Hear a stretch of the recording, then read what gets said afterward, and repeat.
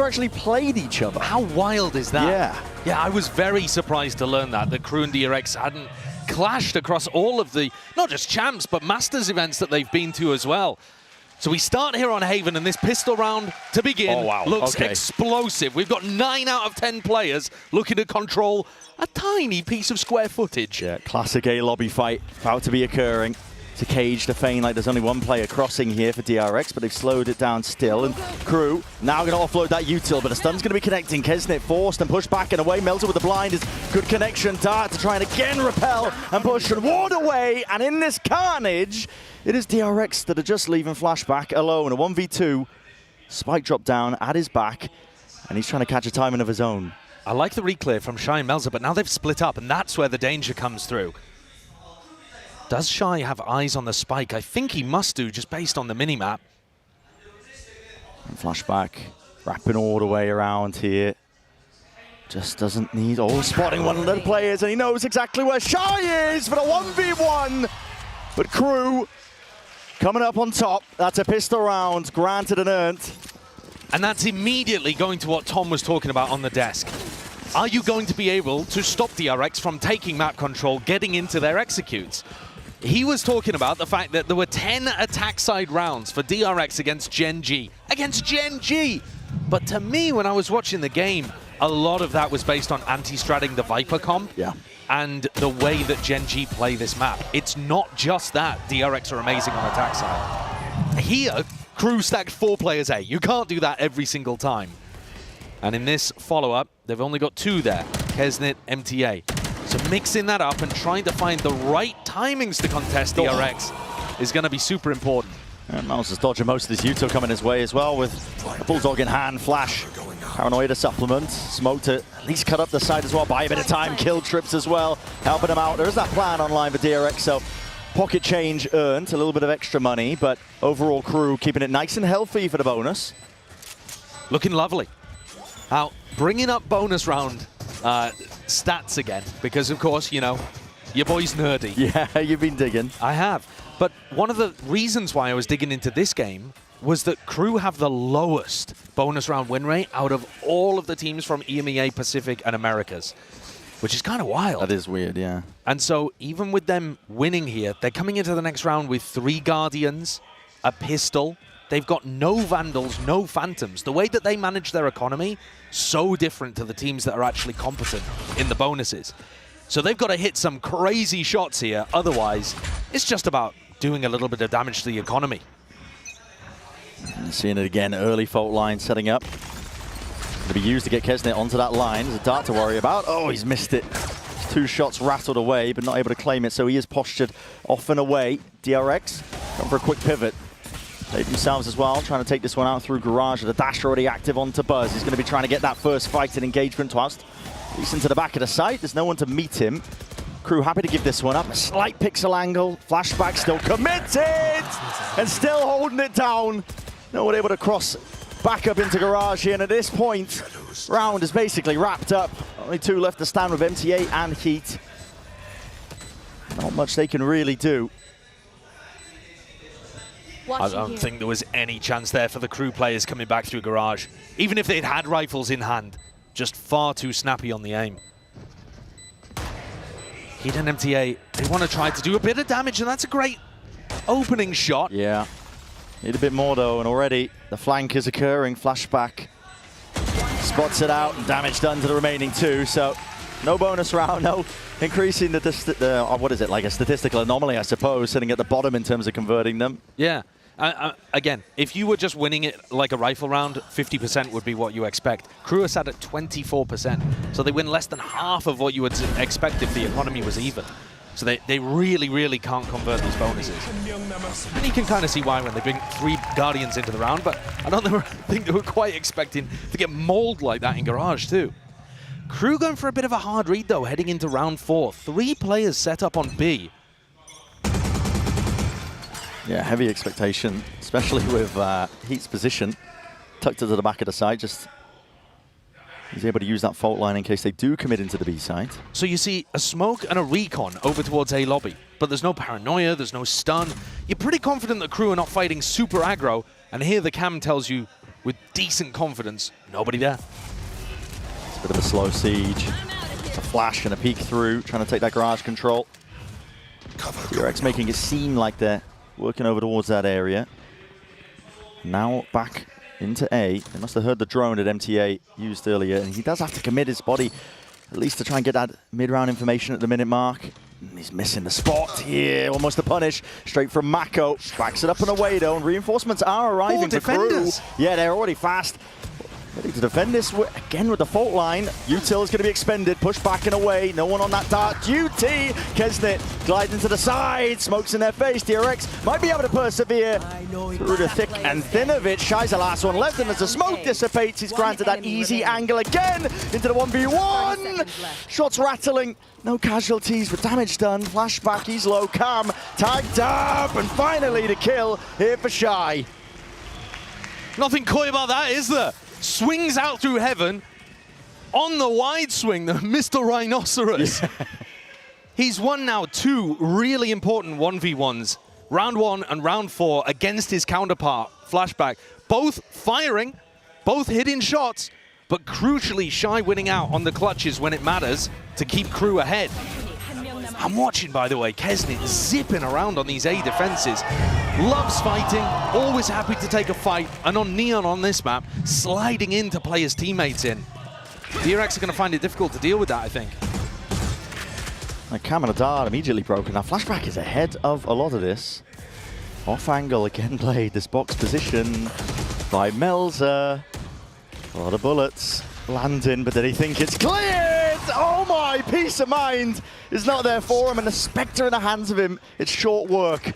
The DRX team, only 3 of them left to survive into this as well. Norofeft will give away quite a bit of info. It makes KRU think they need to shore up this A side of the map, so Kesnit's going to come and try to reinforce MTA. But basically, KRU just need to not overextend. They're in a 5v3. You don't want to give any opportunities back to DRX.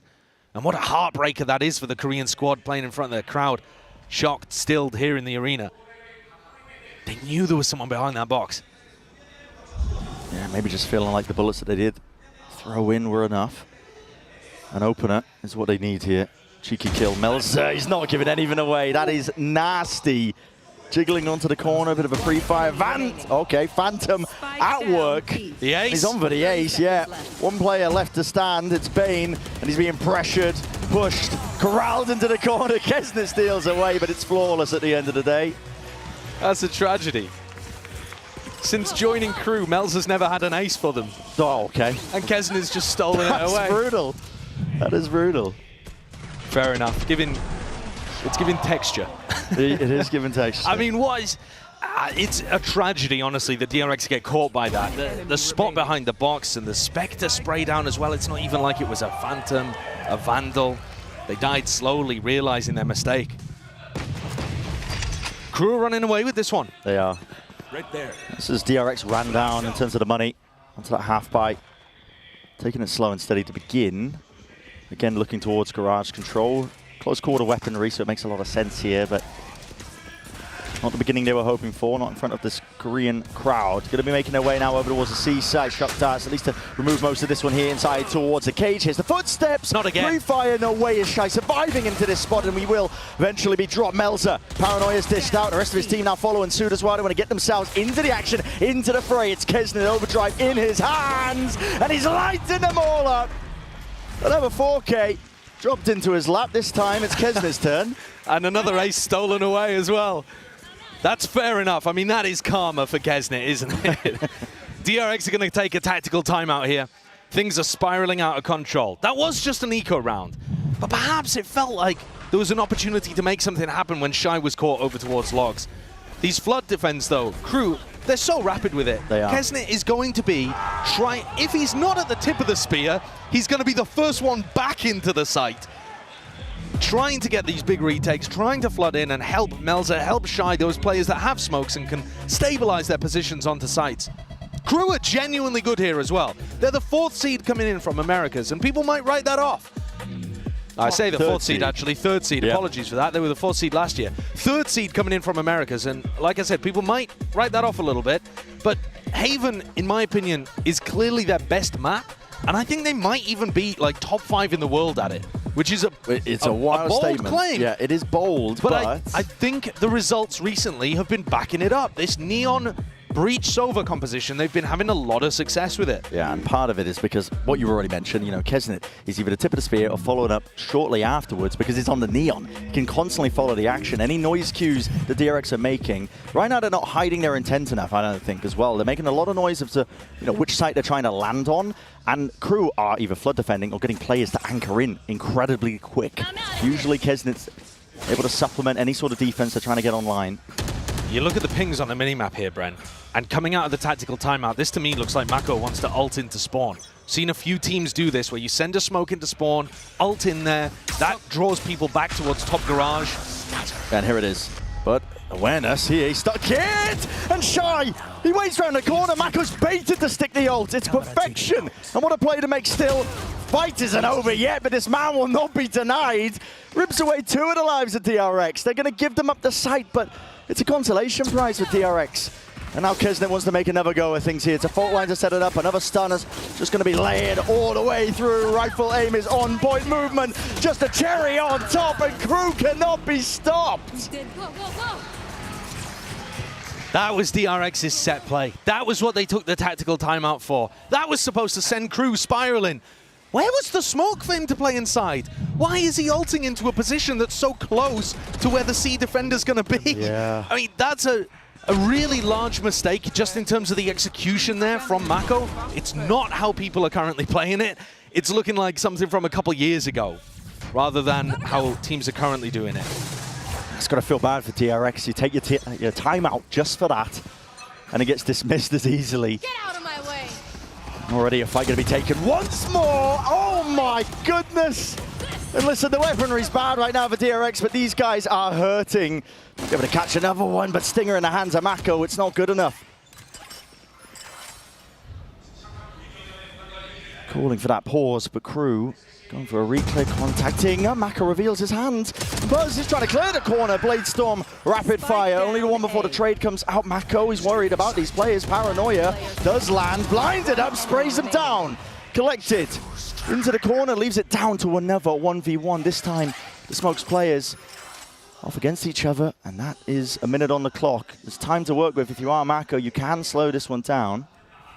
What redemption this would be as well for Mako, after he got caught coming straight out of the tac timeout in the previous incredibly important round. Cover going out. It's been a jarring game so far as well, just in terms of the pace that's been followed. DRX trying to match it pound for pound when KRU are just running at them. Mako has no idea where Melzer is, hasn't shown himself, hasn't used anything that gives away his location, just a smoke, could have been thrown from anywhere. And Mako doesn't even have info on site. From Mako's perspective, Melzer could be heaven, sight, walking short. He's got to take a gamble now, time is low. It's a smart play, drops the smoke down over towards B to make at least it feel like to Melzer that he's playing over towards that B angle, walks most of the way, but now committing to the plan, and that's heard. Melzer, paranoia, there's a connection, drops himself down into hell, the reposition, he's out in the open! My God, almost just plays it poorly, but again, the reposition away, and the mind games are kicking into full effect in this 1v1. The smoke drop down, Melzer taps, and the issue, and hand being forced out of Mako. No stick inside, but pushes forward, Melzer catches him. A bullet to the brain, and another round one for KRU. DRX sorely needed that one.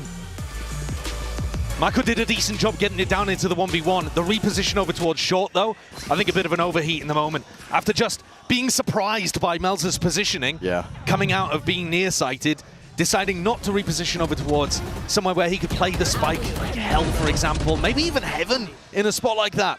He could have possibly got to. And instead there, just gives up all of the space to Melzer. Spike down, smoke down, dominated. Kesnet's now going to pick up the operators. We go back into round 9, looking to take that peak short. This is where he fought before. Yeah, I'm set up for it as well. It's a fault line.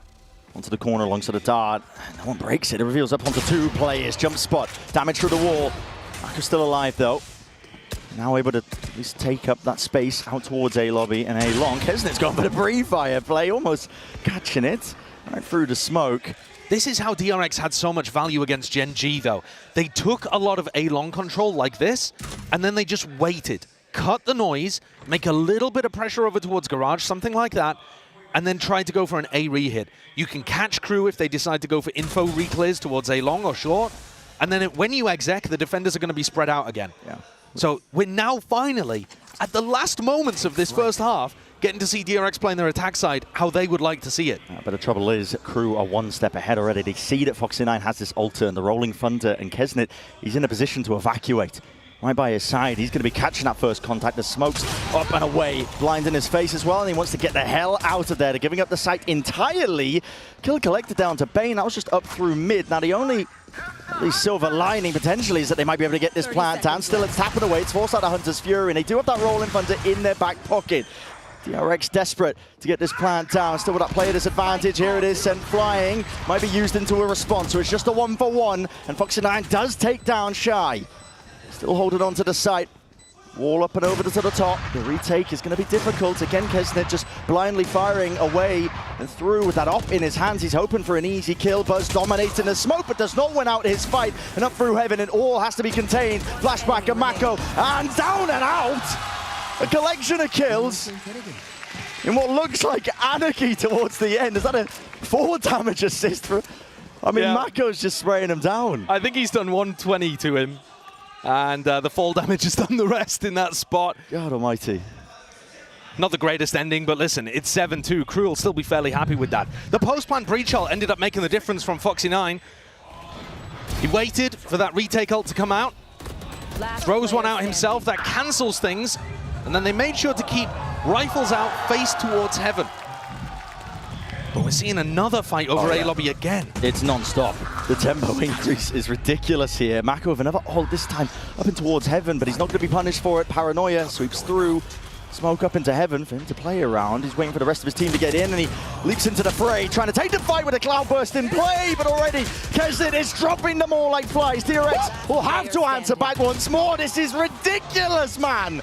Barely any time to catch your breath in the action, but 8-2, KRU win the round out. They're not stopping.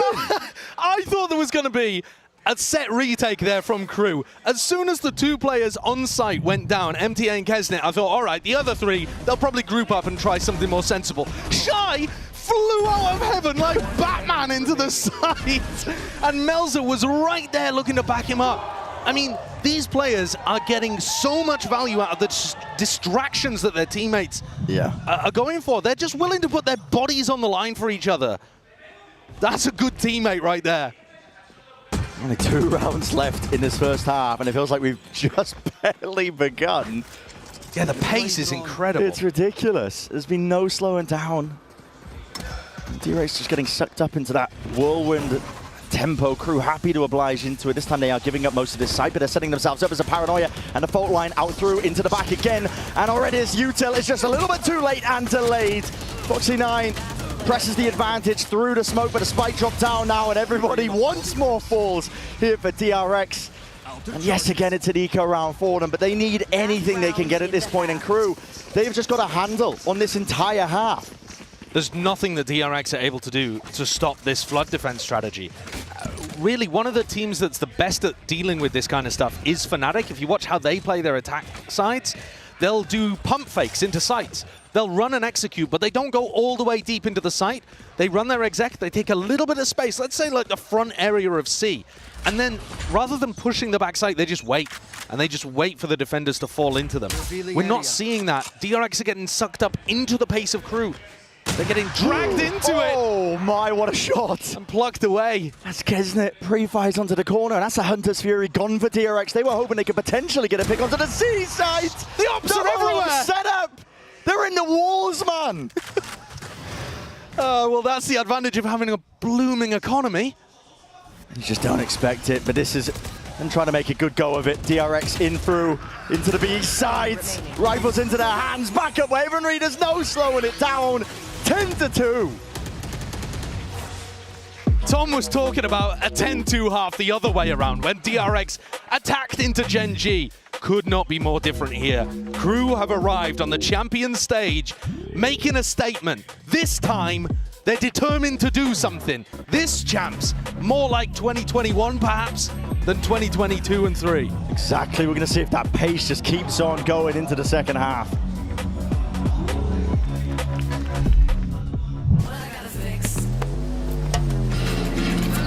Oh, come on.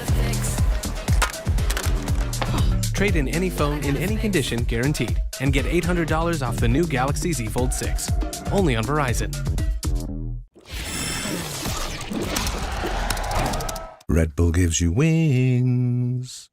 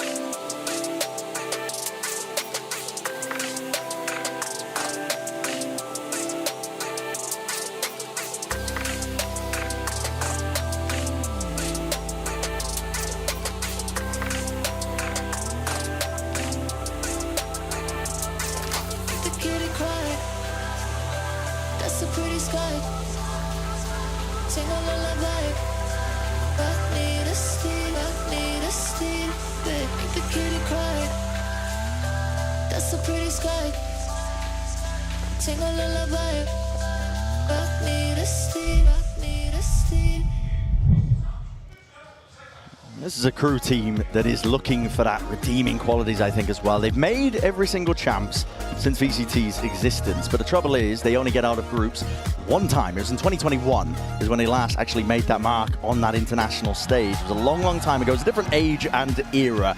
This time, however, for Haven, the opening match against DRX, one of the hometown favorites, they have come out swinging. They certainly have. And DRX used to have this aura about them at international events. They would always dominate the opening game, and they would always make it out of groups. This is a new version of the team. They're looking to build towards the future. At the moment, they're still behind their past. They're trying to hunt for those top 3 finishes. They'd love to get some kind of turnaround here early on. Bane's going to catch the contact of these players out through a lobby. Buzz, an attempt to flank and play himself into the angle, but Kesnit's not slowing down, and there's no util to help out. Bane is just isolated alone on an island. There's no helping him out with the same pace that KRU were showcasing. Even the flank timing of Buzz as well. It's going to come to no avail, but he does earn himself at least 1 kill, but can't land the second shot. Shy surviving, Paranoia offloaded and flashed into his face, but flashback, again he's pushed forwards. Away from the rest of his team, disconnected, and it leaves it just down to 2. Mako, it's a nice shot into the 2v2, damage done to either side. Anyone's game, it comes down to these angles and timings, the 1v1. Melza versus Foxy9. Can hear the footsteps running around, but Melza wins it out. Huge from KRU to push them even further into the lead.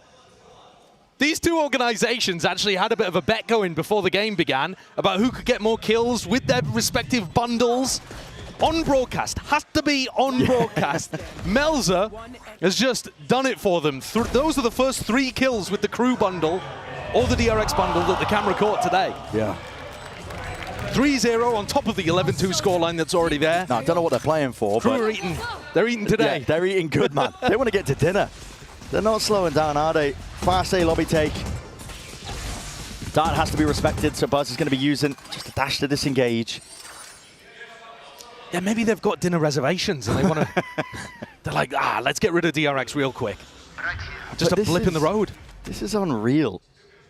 They have forced here, DRX. They've got to. And you have to. They're 11-2 down. But can they do something? You know, chunk them down with the Marshall, finish them off with the Stinger. It is a fairly even buy. Committal here by DRX. It's Bane and Buzz. Smokes in their face. KRU don't want anything to do with it, though. Going to re-explore different areas and avenues. They haven't broken any of this util that's been set down, laid down by flashback. You know, mid-trip, garage trip still active, but DRX haven't moved bodies away from those areas. And it looks like KRU might have found an open sea site. I wonder how much they're going to contact up. One of the biggest things in the current meta is noticing these retake setups and contacting into them, not using too many ults or pieces of util. That was fairly light. They've still got some decent post-plant util to use here. I'm going for the plant now. DRX looking to regroup now and take this one, potentially again.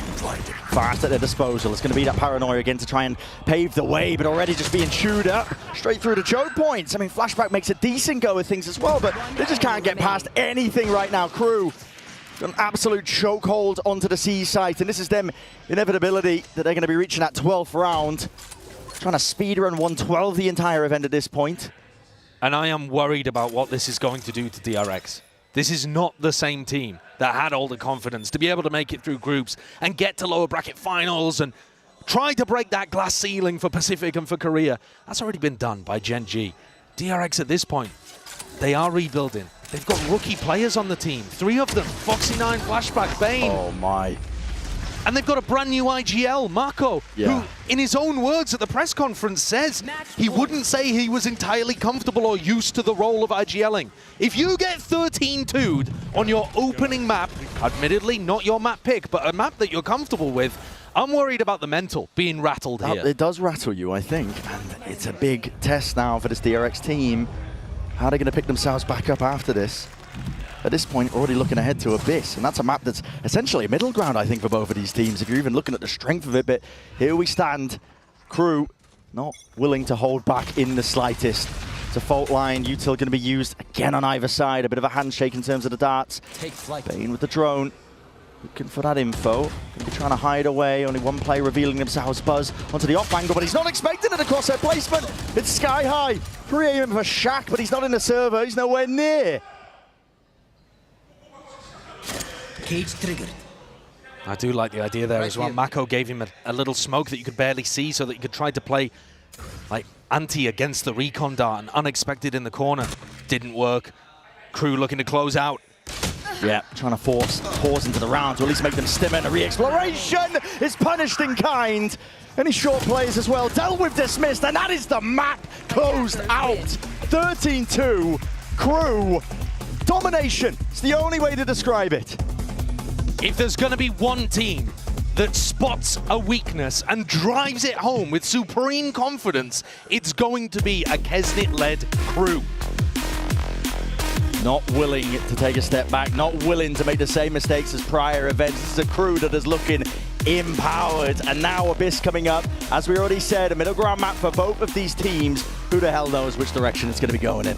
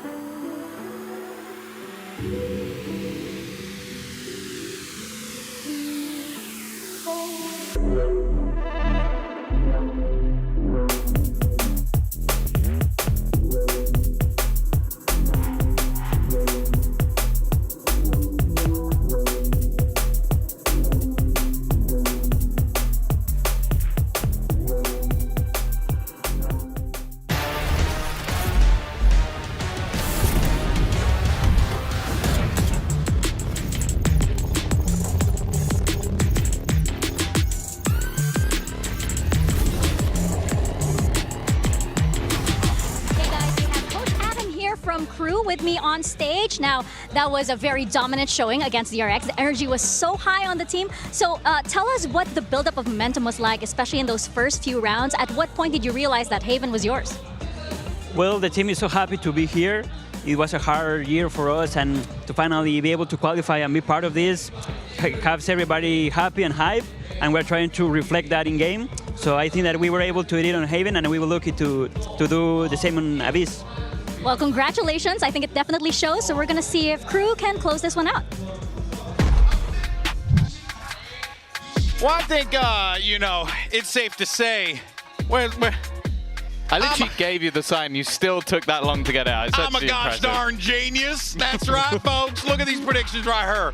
Oh, yeah.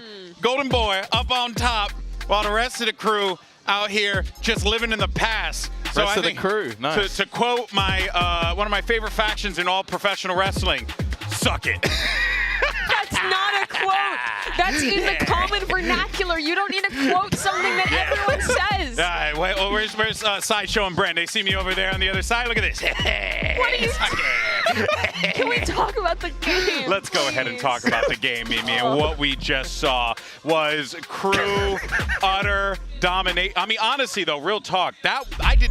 Look, jokes aside. But you should attribute real talk, because who said that? I'm gonna punch you in the neck. Tom, talk about this round. So, yeah. I was just gonna say that KRU's looking fantastic, and I did not expect that. Yeah, I also think on the other side, things looked a little bit rough. Like odd timing there from Marco taking a risk. You know that there was a plan for an attempted trade and pincer from Buzz. He's now so far behind everything else. It just gives players like Shy 1v1 battles.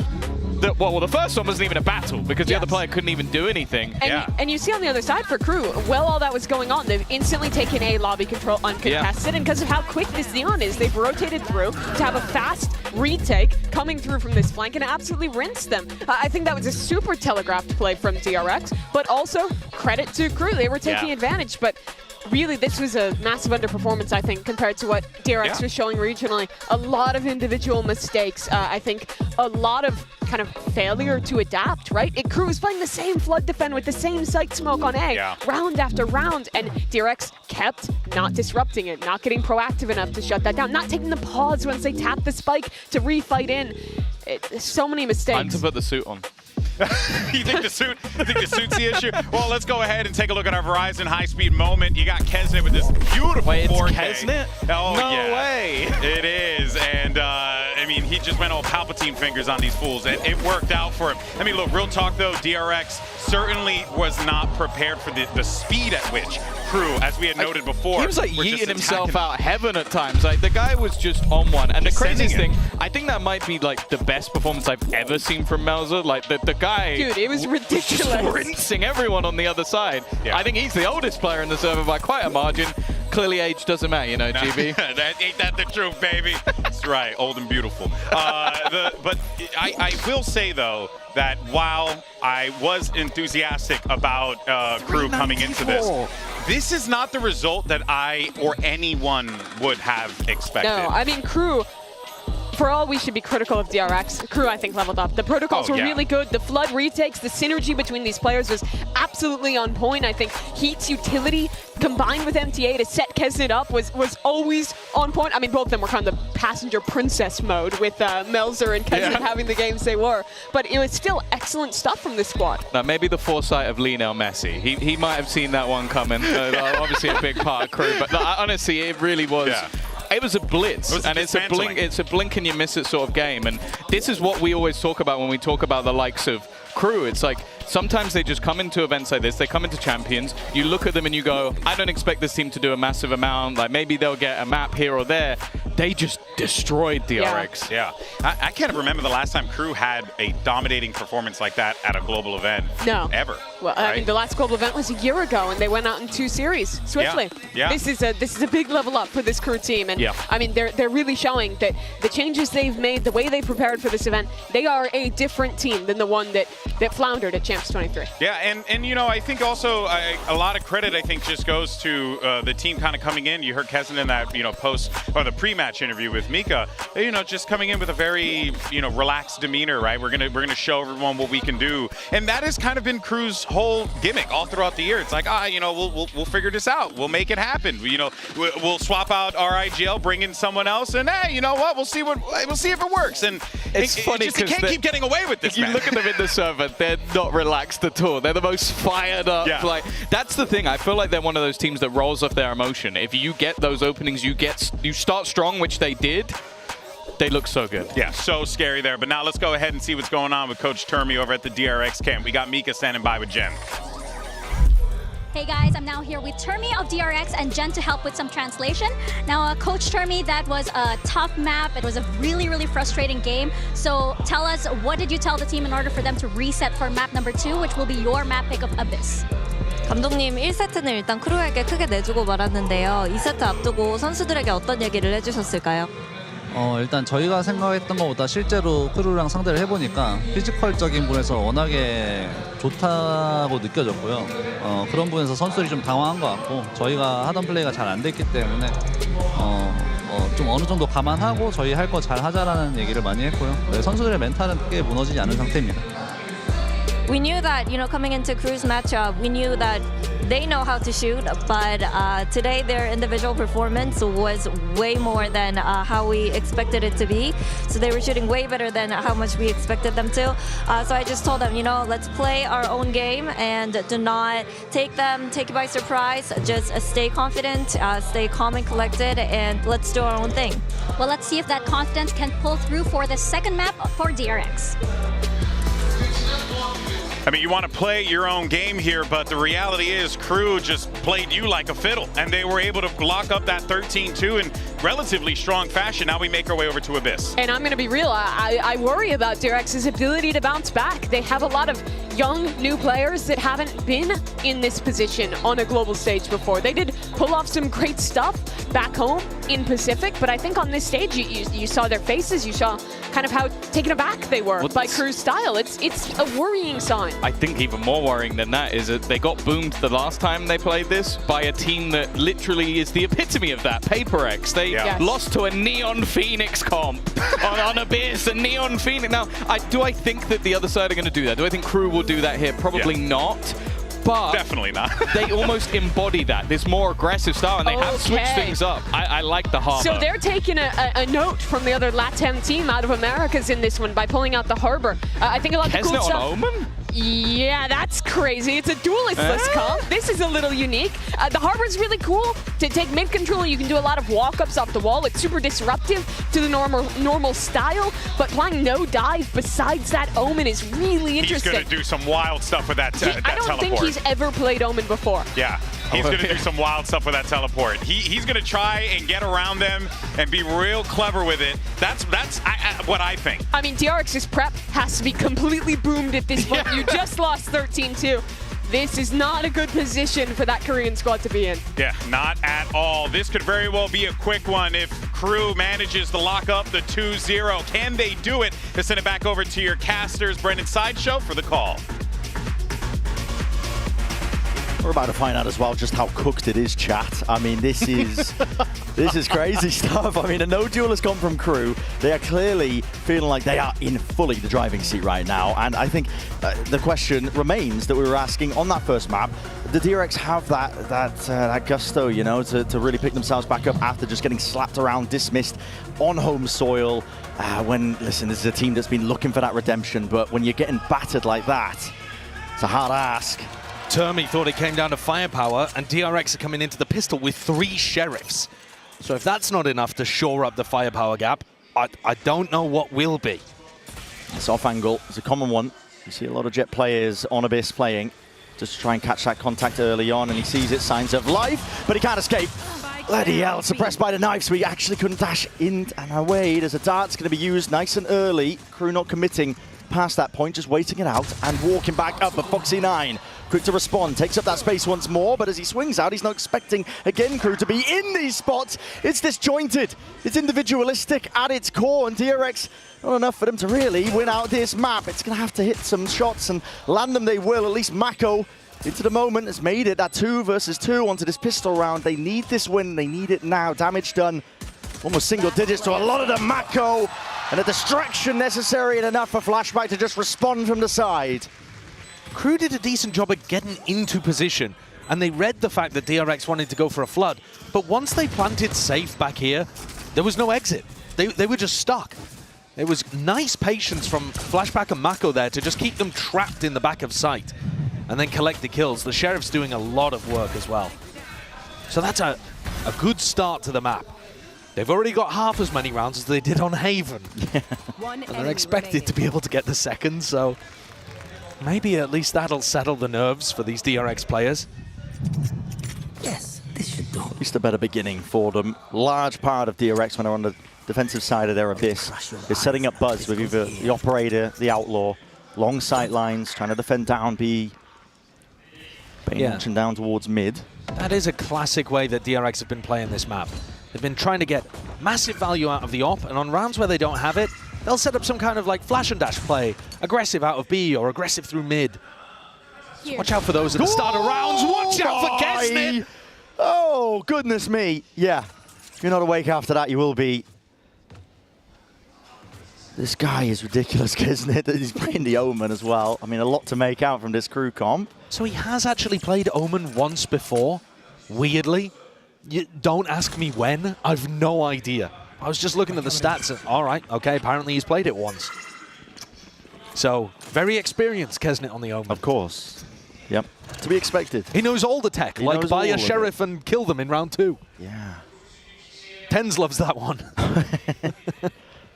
With the mid player taken out, though, Buzz gone.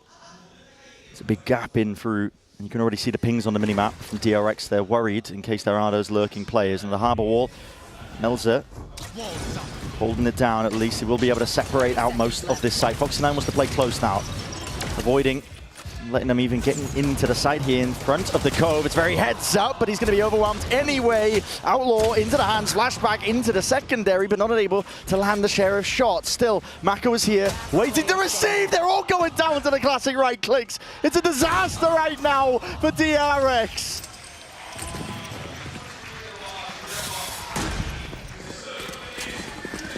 They'd won the pistol. They'd won the pistol. They'd given themselves a little bit of breathing room to work with after getting flattened 13-2 on Haven. And then Kesnit gets that opening pick and it all spirals out of control. No way. The decision to play up aggressive at the A choke point as well, I didn't mind it. He got in front of the Cove, he got inside of it, but there was just way too many players. Yeah. And against, when you're on an anti-eco there, you're playing into the people with classics in hand. It's just, it's a fine decision on a rifle round, bad decision on an anti-eco, I think. MTA's already got null command online, but it's Heat's ability to get out of here unscathed. Yeah. That might be more important, because he's just donated a Vandal over. They're looking to recover this. Kesnit, he's just going for it, man. He's not shying away from the fight. Does he realize that one player slipped past him, though, and including that rifle, picked up at least the guns, but flashback off to the side.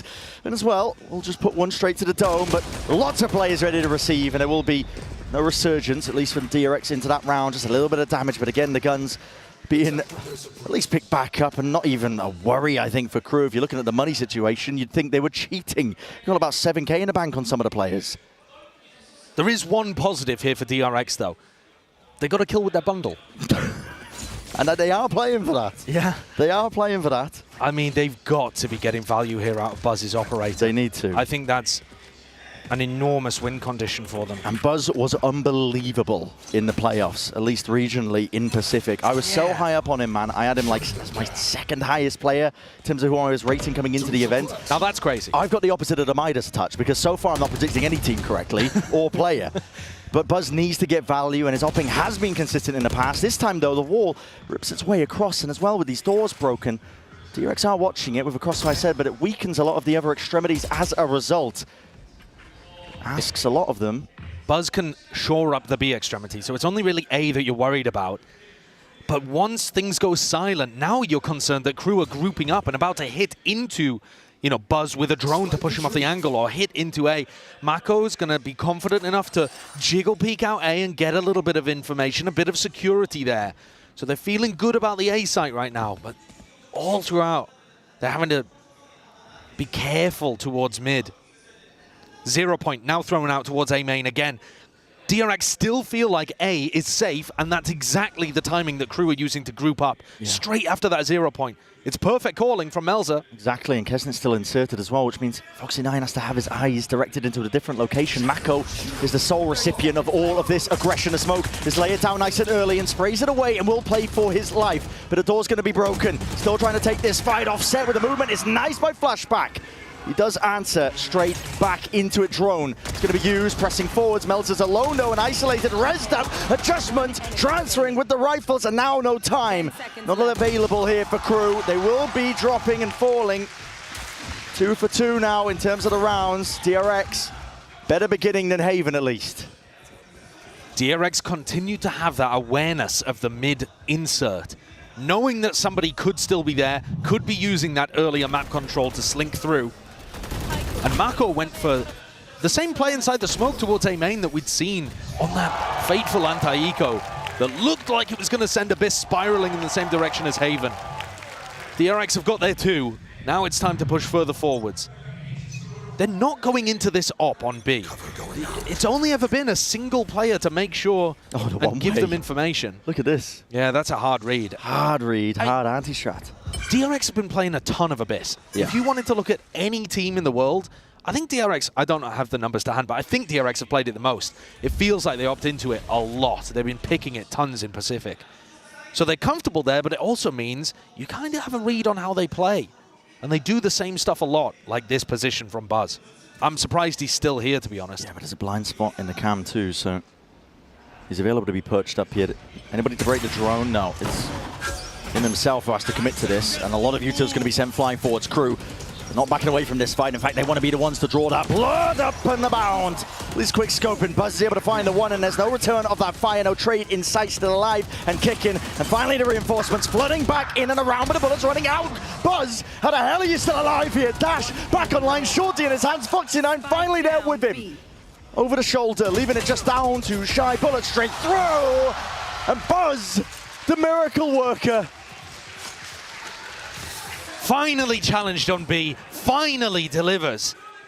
It's not that he was whiffing in earlier rounds, they just weren't coming towards his sight. Yeah. And he wasn't being particularly mobile with the op. It's a ridiculously large map. But here you see a bit of what you were talking about earlier, Brent, that form he was demonstrating towards the end of the Pacific playoffs. Get him an op into his hand, and if you challenge him, if you come into him, he's so good at playing around the utility, playing around these angles, and around the way that his teammates are going to flood in, using him as a distraction. Now he's going to take it towards mid, so he's found that success on the west side of the map. Now looks to see if he can bring the sniper rifle to the middle. I don't think he's really going to get the angles here against the harbor. No, double smokes, very difficult to get yourself through. I must wait a moment. Despite that fact though, DRX are up in terms of the economy. It's not crew down. Drone around the mid round here. Util broken with the cam. Taken care of. Nice and bold from Buzz, getting himself back onto these angles. So much better re-clear of mid this round. But look, it's still going to be a split. Yeah, Buzz could definitely ruin this. It's all about whether or not Buzz can even spot this one out. But again, High Tide works its way across. Crew calling for that pause! pause. Oh my, okay, that is scary stuff. Pushing back and through. Flashback takes the timing pass, but it's watched for. Traded out and around. Hunter's Fury up through heaven. That's a connection onto the 2, but they weren't anticipating that the players would hold their ground. It's down to just Heat. Last one left in through A main, but the spike is dropped down. Unobtainable. With only 25 seconds to work with. Running short of basically any sort of win cons. He'll contact most of the way, but a discipline of DRX here. It's just watching every approach. Bane catches it. I know where Heat is. Only 8 seconds left. This is a round win for DRX, just about how they play it. And Heat will look to do any sort of damage. Not that it's going to matter too much. At this point, DRX are perfectly happy. Economy is booming. It's flourishing. They're saving for a house, even in this market. No one's saving for a house in this market. That's true. Good luck putting a deposit down with 9K. Crew are going to take a tag time out here. This map starting to get away from them. I actually like the idea that they came into the round with, but you could argue that Buzz has just won 2 rounds in a row for his team. Despite the fact he didn't really get kills in this round, that updraft to get all of the info that it was an A split allowed and encouraged Foxy9 and Bane to stand their ground there despite the Hunter's Fury. If they didn't realize that that play was happening, they'd probably think that's part of a big A exec. All about the info. And Buzz's confidence ended up paying dividends there. Yeah.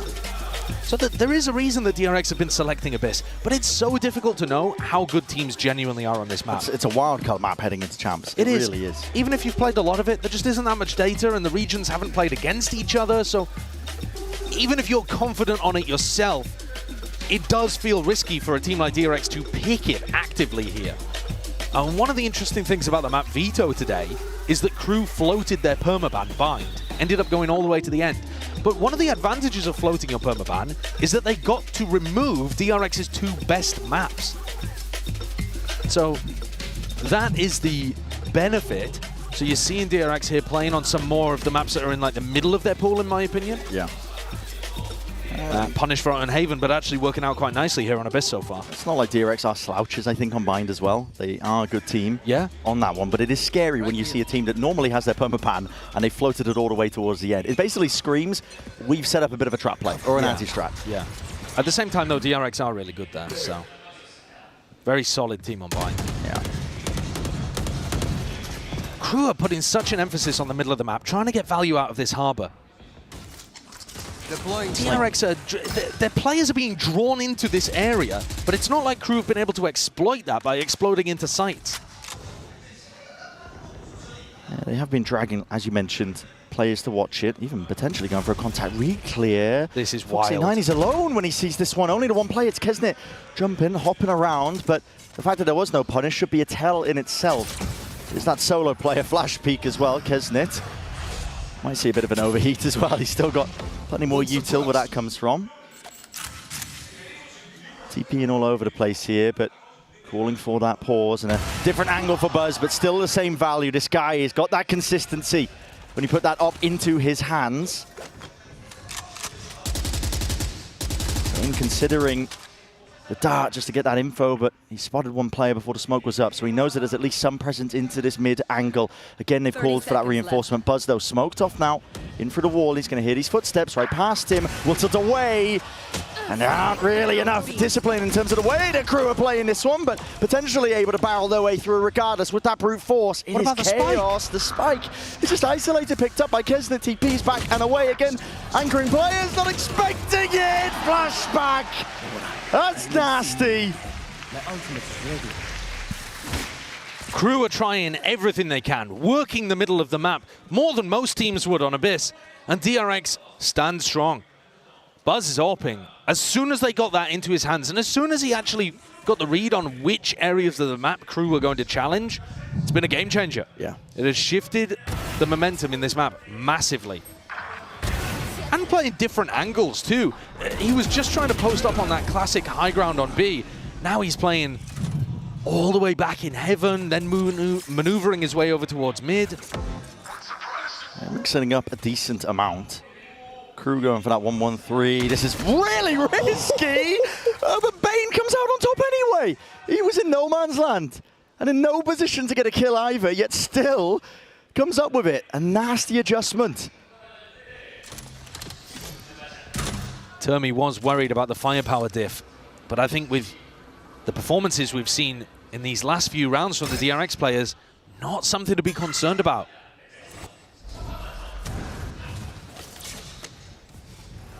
Actually, I think it was more so the flood defending from KRU that Termi wasn't given enough credit to be honest, in that coach's interview, which we'll see whether that has impact in this game once the sides swap. Exactly. But for the moment, not really getting much value out of this. Are they going to try to commit Harbor ult here?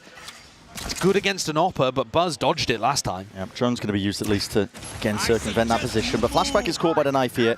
And as well, that golden beam of light up and over. Flashback is forced to make that play. Pushing forwards is traded. Hunter's Fury used to try and help them out. Buzz as well, he tried to get back into the action. He's dropped as a result of it. Now, the plant position isn't the best here. Playing to the side of Cliff. These KRU do have to commit a lot of bodies to try and hold on to side control. That does leave an opening for DRX. They've saved some util. It's in their back pocket. The dart and a paranoia. MTA in the off angle. Needs to be that trade. Shy. He joins up, links it all the way through. Bane put it up onto that high ground. Has to know what his last two players are. But now, wrapping around once more. Slowly as you go. But a real difficult round to win. Set up here. Shy taking that first one. Knows there's a player tucked. Again, the off angle will not save you, but again, time is of the essence, and it's starting to tick away out of the grasp of Bane.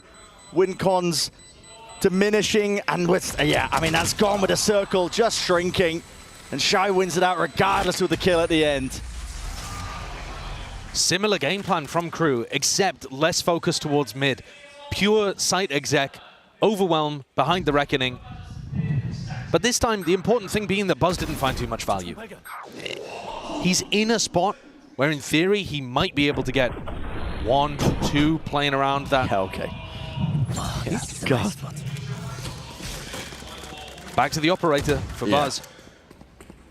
And another big test, but this time, DRX. Massive stack. Yeah, hell of a read. They got 4 players waiting. They've been putting the site. Oh, they're doing the flash and dash play. Flash and dash play to try and fight for that control early on into the cloudburst, but the dart doesn't reveal too much. And Buzz, yeah, I mean, he handed over towards that weaponry. Players have dropped though. That was Mako committing an ult into spawn at the same time. And he's going to be paying the price for that. So the slow play, I mean, you really have to overextend yourselves as a defender to try and fight over that B main angle, as you saw, and it ends up meaning that DRX was stretched a little bit too thin. I assume that DRX have chosen this round because they were worried about the null command that MTA's just popped. You don't want to allow KRU to get into position and just exec on you with this ult. So they tried to disrupt the game plan. Fortunately, doesn't quite work for them. Can they recover here? Yeah, they're right back into it. Flashback though, backs away, just only with the 1 kill. He wants to play for his life. And he knows it. At least with the teammates who are arriving, but not expecting that Melter's already crept up onto that deeper angle. Shy, finally with the plan, there's no chance in hell MTA is getting a res online, so he's going to be dropped just post-mortem. Bane, high ground angle, reset, at least enough to get the 2, and Flashback dropped down into that 1v2, not enough. Can't overcome it. KRU with that discipline, doubling up and contacting together to win that round out 5-4. Good reaction at the end there with the double swing. 1 wide, 1 shallow. Make it very difficult for DRX to win the round. How did Mako end up dying in spawn? That is such a bizarre one. He's just trying to make use of the distraction as the fast push came out B. Like you said, to Omen ult into spawn. that's an interesting idea. Doesn't quite work. So far, the success from DRX has come from trying to hard anchor sites. Has to get broken here. Glide its way forwards. Knife does not get broken, so Buzz wanted away from the angle. He'd love to be back up on top of him. But and KRU walk away from Buzz. Yeah. Ah, the player with the op who's been ruining our chances of getting into sight. So I think we'll go the other way, actually. Completely different angle. Heat looking to maybe invest the drone here to fake as if it could be over towards B. But the team's grouping up on A. Look how weak the A site is right now. Only Mako home.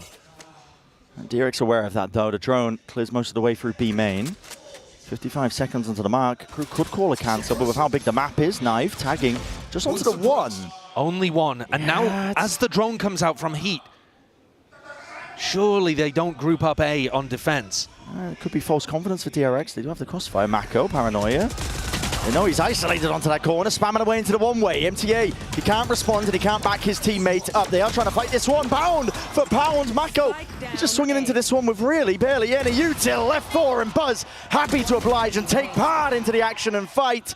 And up through mid as well. Everyone dealt with, everyone accounted for. A flawless round for DRX. Good read from Mako there. Newer to the IGL role, but reading out that that drone coming towards B was a fake, didn't over-rotate. In fact, took the aggressive option himself, made sure that they were playing towards the choke, made sure it was impossible for KRU to get through. Looked like there was potential there for DRX to let this lead slip, but they've recovered. Minimum of 6 at the half is so much better than the way that they opened here at Champs. And of course, huge economy advantage heading into this. Yeah, it's been KRU consistently on that back foot. A lot of players tagged, at least the 2 as well. KRU still just trying to brute force their way past this one into the one-way, but rivals in hands. DRX will hold this one. You're not going to be favored there. There's no util to set up DRX into any sort of advantage. Or at least KRU, I should say. I think that's a spot where KRU should probably be investing smokes. Seems weird to smoke off your own avenue, but just to take a little bit of control. That's a headshot, knocks Bane down weak. DRX Could there still be danger in the 3v5? Yeah, you don't want to let this one slip, do you? But seems like they're grabbing necessary kills across the map. Not sure how that one came about here, but Cove makes it difficult. Flashback's already way ahead of it in a distraction play. Bane capitalizes. This is a much better beginning, as we already mentioned in that prior round for DRX on this map here. It's flawless. They got that momentum back at least as well, and you know, I was feeling rattled from this team. I was wondering if they were going to be able to pick themselves back up with so many players, you know, pushed into new roles themselves, despite the fact that they're veterans like Mako on the IGL, but all of these new rookie players, despite the fact that they've been playing in front of the home crowd for most of this year regionally. It is a difference maker when they are at the biggest event of the year. They still have one final test to get over, though. 7 rounds is good at the half, but KRU are now coming in with that Harbor ult, Sova ult. It's a great combo. It's very effective. Got to imagine they're going to use it here on one of the sites. Careful. It's a battle towards this main angle. No one dealt with the dart. What a play from DRX. TP That is absolutely lovely. Reminiscent of what teams will sometimes do in that Ascent A main play. DRX have taken all of the sting out of this round. The Reckoning down instantly. The teleport up recon so that you can get kills through your smoke. Yeah, Buzz falls.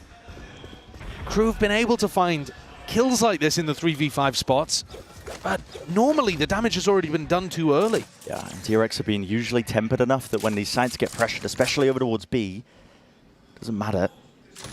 They're able to be able to get a kill, back away. Wow, my eyes are down. Never overextending their hands here. Flashbacks gets that acknowledgement. Cage are going to be put back up here. Shock darts removing most of the trips.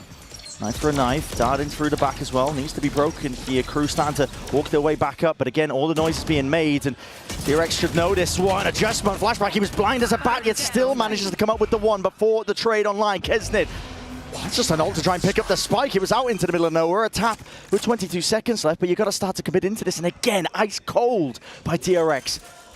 Happy to slow it down, and now the full commit by Kesnit. Paranoia makes his way across, leaves it just down to the one. Kesnit backs himself away. He's hoping that he'll be able to get that easy fight. Singular in action. Does isolate just the one onto Foxy9, but it's still a 1v2 to overcome. Smoke up into the one-way, but one for their own here. Jumping around. A tap. There's the danger zone. Kesnit in potentially a bit of trouble. The dart pushes him back and away in, and up for Bane to just get that half. Sticking and grabs it. Too much health for Bane. Kesnit, a valiant effort, but DRX get 8. What a different beginning compared to Haven. I thought there was a chance that DRX capitulated there, but they've done such a good job during that gap between map 1 and map 2 at regaining their mental, and what a play here. What a play as well. This is a much better beginning for this second map here. We're finding out if they can keep that going as well if we end up going to that map number 3.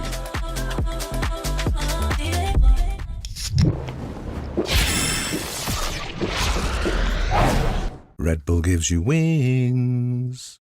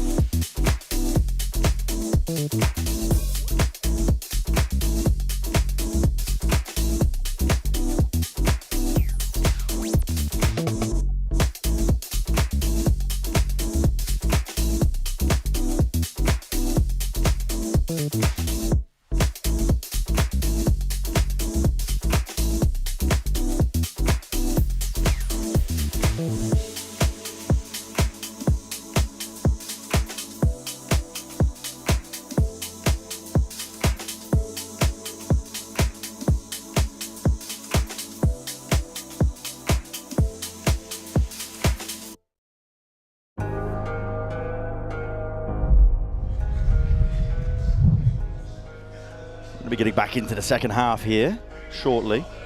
As the teams have their mandatory half-time, they can discuss, they can talk about it.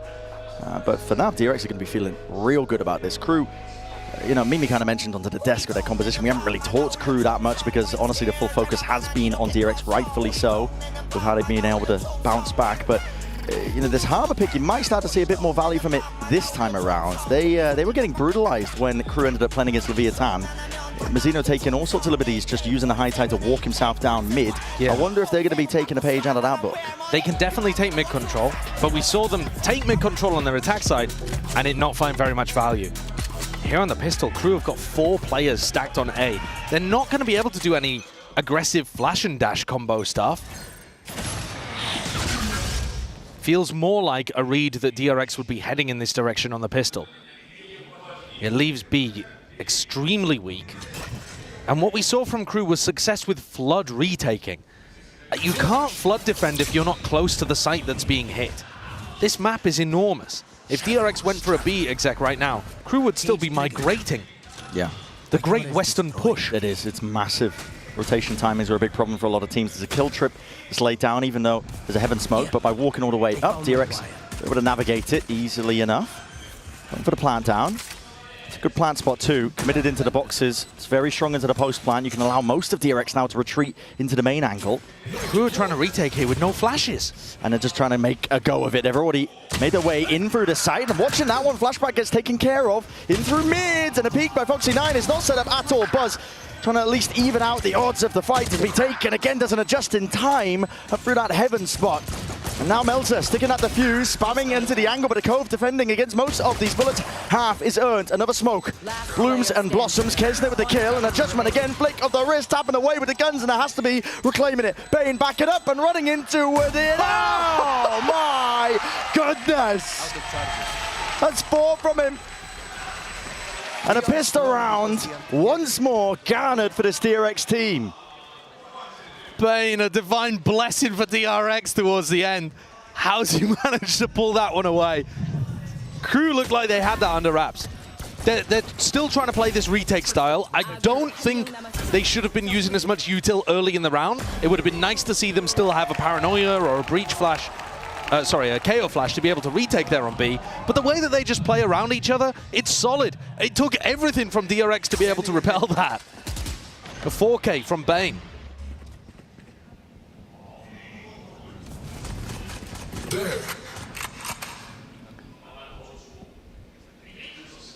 Crew are still putting a really heavy emphasis over towards A. 4 players beginning on that side of the map. Feels like VOD prep to me. Yeah. Potentially just praying for an early skirmish as well when they're on the eco. Alternatively, they might be very confident in their B retakes from scrims and less confident on A, but that would be a weird way to play the map. Yeah, most of the time you see teams trying to fend towards the backside of A. A Crew have rooted themselves in, at least for this round. It's a gamble stack, of course, and DRX are going to be handed a nice open sight over towards B. Yeah, it doesn't look like there's going to be any danger here.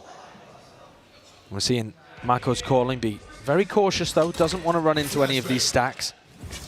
Foxy flashes, looking to see if he can get some info. Might hand over a gun if he's not careful. I don't like this. You normally want to be sending Flashback to do that because he's the one with the ghost. 30 seconds left. You've just prime delivered them a Bulldog. Yes.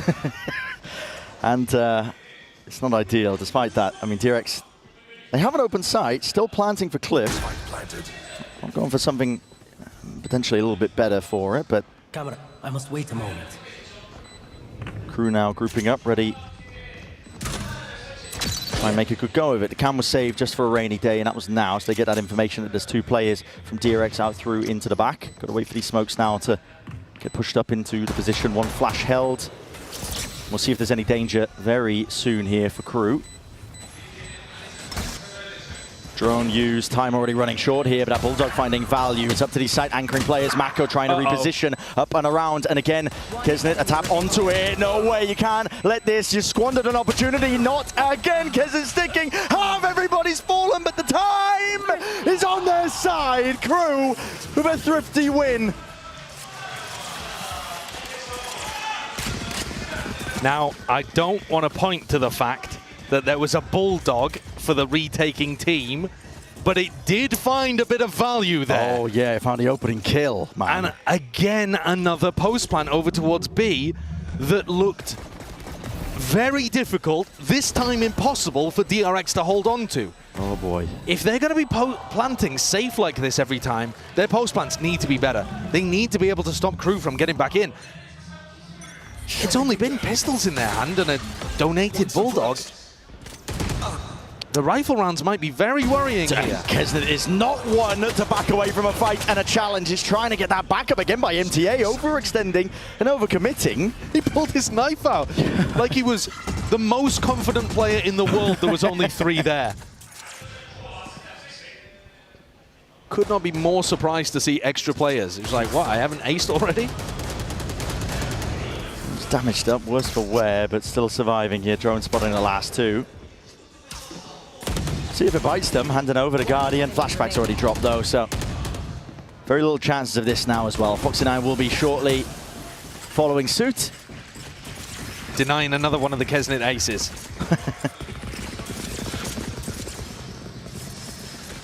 So rifles finally come on board. Round 16. We're seeing both teams with good economies. I'm concerned if DRX go into another B exec. That is where they're grouping up on the minimap. But these post plants have been... They've been rough. Yeah, they haven't even been pressuring the Crew retake. They just give them all the space in the world to run back into the site, and then they're like, oh, whoopsie daisy, now we have to stop them from defusing. And yeah, just looks like a lot of exec util. Everything being combined. Concatenated, Shido just takes a bullet to the side there. Thought he was safe, at least into his cage. And now Crew have much less options in terms of trying to deal with this one. They won't be able to push back the plant. Better It's going to go down, and it is a better plant at that. So DRX holding their positions now. The flank from Keznit will have to find value, and he does have options to at least get past the initial trip. Drone in and through, spotted. Buzz out, tagged up, pushing them back and away. There's still no 2 of these players here, but that's being heard by Flashback, and he deals with the flank. Pesky problem of Keznit, dealt with now. Flash in through the back as well, and bullets to follow through off the back of it. Hunter's Fury forced to be used here, but the knife is going to be cancelling that one out, so no, oh no, just out of range. I stand corrected, and a tap of the spike will force them out wide. MTA now got to do the most, but with the rifle in his hand, just not enough to get over that barrier. Still heat, adjustment, snappy, tapping away. Can't quite get it, the easy kill. Time was never on his side. Tragedy or a comedy, depending on which side of the table you want to sit on there, who you're rooting for, DRX or Crew. This time, though, that different plant position, in my opinion, makes all the difference. And yeah, they still had Hunter's Fury to work with in the post, too. But the fact that you're planting in that better spot, more open, that you can play both sides of the pillar, people on site can play around as well, it's super helpful to have it in that kind of position. Crew are going to take a tactical timeout. They're down 4 rounds. The score 6-10. It's not like they've even really been able to make a recovery in this half. This half, the score is still 2-2. Another rifle round. Another opportunity to knock DRX's economy as well. If Crew can really come out here and get a big result on their defense side, They've got a null command to work with. Maybe that'll make the difference for them on a retake. Then they can start chipping away at this lead. It's certainly not over yet. Yeah. But I think this next round effectively decides the map. Oh yeah, it's very important. You consider DRX full investment with the economy. You know, losing here, they don't have the loser's bonus earned up at this point because they just won the prior round. So the economy will be knocked. They'll be able to string together those rounds if they win it. Has to be all in from KRU. Now, I'm cheating a little bit. I can see the player positions of KRU in through this timeout. They have stacked most of their team over towards A at this point. The same thing again. Yeah. I mean, it's the problem. The reason I said earlier that it would be a weird way to play the map the whole time, stacking 4A, playing retake B, is because it's just so readable. In the end, DRX, yes, Mako's new to the IGL role. Yes, they have 3 rookies. They're not stupid. They're a really competent team. They're here at Champs. They're going to be able to figure out a setup like that if you run it the same way every time. Paranoia, so come on, position there. It's going to be catching most of this one and draft. Oh my God, just dashing into the face of it. Yeah, full understanding that Shy was going to be backing away. There's only a few positions he can play. Flashback.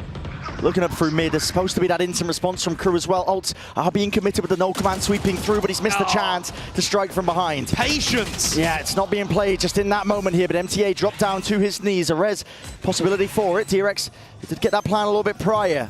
As there, tap onto the spike, forcing out most of the util. Kisnet smokes to play with util on top of it. Nades rebounding, echoing pass, flashback, stepping up to the challenge. Right past most of this fight. Meltzer not able to stick this one, sprayed and spammed down onto that angle. Heat trying to get tricky with it again, pushing and forcing the issue, but Buzz, the timing is impeccable. Dart reveals Kisnet is alone and not enough to overcome. And the round that may decide the map goes the way of DRX. KRU out of the back of the tactical timeout. Didn't look like they'd adjusted too much there. They were lucky to get away with it, not get caught by that mid lurk.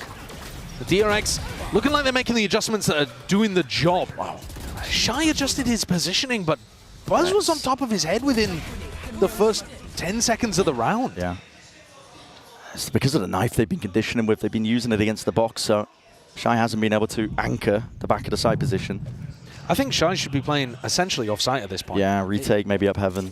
And I think he should have been doing that in the previous round as well. They're just running very, very similar defensive setups over and again. I'm seeing the timer not ticking towards the top there. Timer pause, and I start to get worried. Yeah, and here's because of that. And here's the tech pause. Where's the game? Ah, well, we seem to have identified the problem. Yes, that's a problem. You do need the game open to play. Yeah. Some of my ranked teammates haven't figured that out yet. Yeah. Game on, monitor on. Checklist. Got to run through before you jump into ranked. Keyboard plugged in. Yes. Brain working. Mouth working. Yes, all important. Yep, all important. All important. Well, this does give a little bit of time then for KRU to, take themselves out of the game and all ponder. They're not allowed to speak to each other, but all ponder in their own way how they might try to adjust this and get back in. Their buy is rough. They've got 2 Guardians, and they don't really have that same opportunity to break DRX's economy. They can do some real damage to it if they win here, but they have to win here. They have to stop DRX from getting up to 12. Otherwise, it's curtains. And I'm not convinced that KRU have come out with the correct adaptations out of their tac timeouts. I don't think their read on it, on their defense side, is that fleshed. Yeah. Over time, over the course of the tournament, maybe it'll get there. But right now, it's looking like they're a step behind DRX. It starts at the basics to a large degree, I think, as well, because DRX, they've earned up these big ults. At least the no command is a massive one. Trying to pay attention at least to the setup. Obviously, the players not able to talk to each other during a tech pause. Not sure if they're even allowed to move. What, like their physical? No, not physically. I mean, they can listen. They can maneuver. Well, actually, is that a strat that teams need to employ? Sign language in the future? Communication during tech pause. Am I putting ideas into their heads? The Atreides battle language. I am a nightmare for compops. I think I'm an absolute nightmare. Right. Well, now Riot's going to have to hire somebody who's fluent in sign language to make sure that Kesnet and Heat aren't discussing strategy in the middle of these games. What have you done? Okay. To me, man. I don't know. Getting back into it then. This is do or die for KRU. This really is the last chance for them to adjust the setups.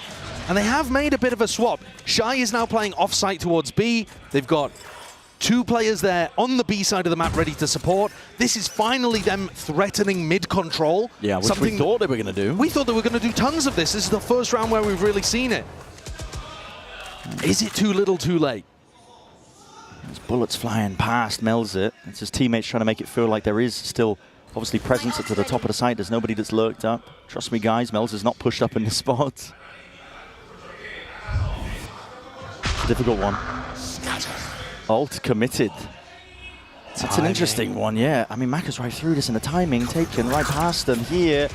And this is going to be a squeeze and a pinch into these A anchoring players. MTA dropped straight to the floor here. Hunter's Fury being used to again push them back. Heat will be able to get at least some value from that with Mako falling. Flashback holding off angle. Claims to kill onto Melzer. And DRX to kill feed that is filled up with red, at least for now. Kesnit traded.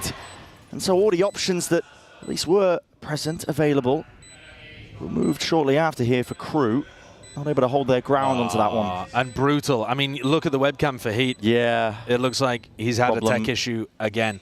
That is a brutal one. A tilter, too, because damage already done in the round.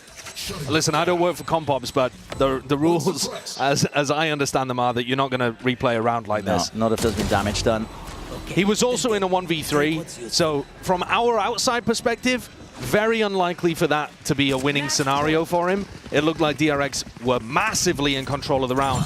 But as a player in that spot, you're feeling like your agency has been taken away. That's the kind of stuff that puts you on tilt. After you won 13-2 on the previous map. It's a tilter. I feel like I'm talking about the mentality of both of these teams a lot, but you heard it from the desk too. This KRU squad, they live and die by their emotions. They do. They are such an emotion-driven, fierce, red-hot team when things are working. And then stewing on themselves, getting a little frustrated when things are not working. And there's nothing more frustrating for a player than a situation like this. And they're also, economy's boomed. They're down 6 rounds. DRX are winning this map. Yeah, it's 12-6. They are winning this map. You can say with most confidence. Doesn't matter how wrong I've been so far in this tournament. I'm saying with a lot of confidence they should be winning this map. Yeah, they should be. And so now you're thinking ahead to Bind, just to trickle some of that kind of stuff in there. It has been a map that's looked regionally very solid for DRX. KRU's permaban recently too. Yeah, a lot of unknowns. So we're expecting that to be a bit of a trap where KRU have got something prepared, but what? How good it is, we have no idea.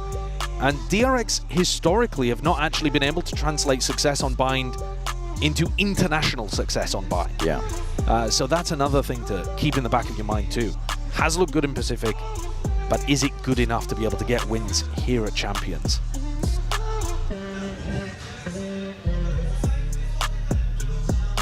So I'm just thinking ahead about it. I mean, from the prep that I've done, at least, of watching DRX on Bind, I'm assured and shy of the mark, at least in some of the matchups, you know, when they're going up against Gen G, who a lot of people pen as the favourites of the event, right? So it's Gen G. Gen G are ridiculous. Yeah, take it with a grain of salt, but they've had, you know, close losses in that regard.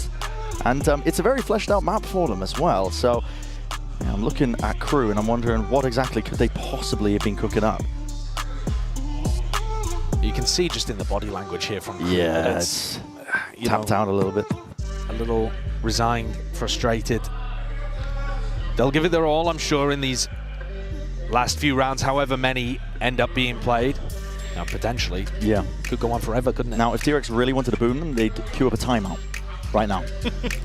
If we're really getting into like the mental warfare, you know, thinking about sign language advantage during tech pauses, I'm trying to, you know, evolve the coaching game here. But if I got a timeout called after all of this and I was Heat, I would lose it. Yeah, I agree with you.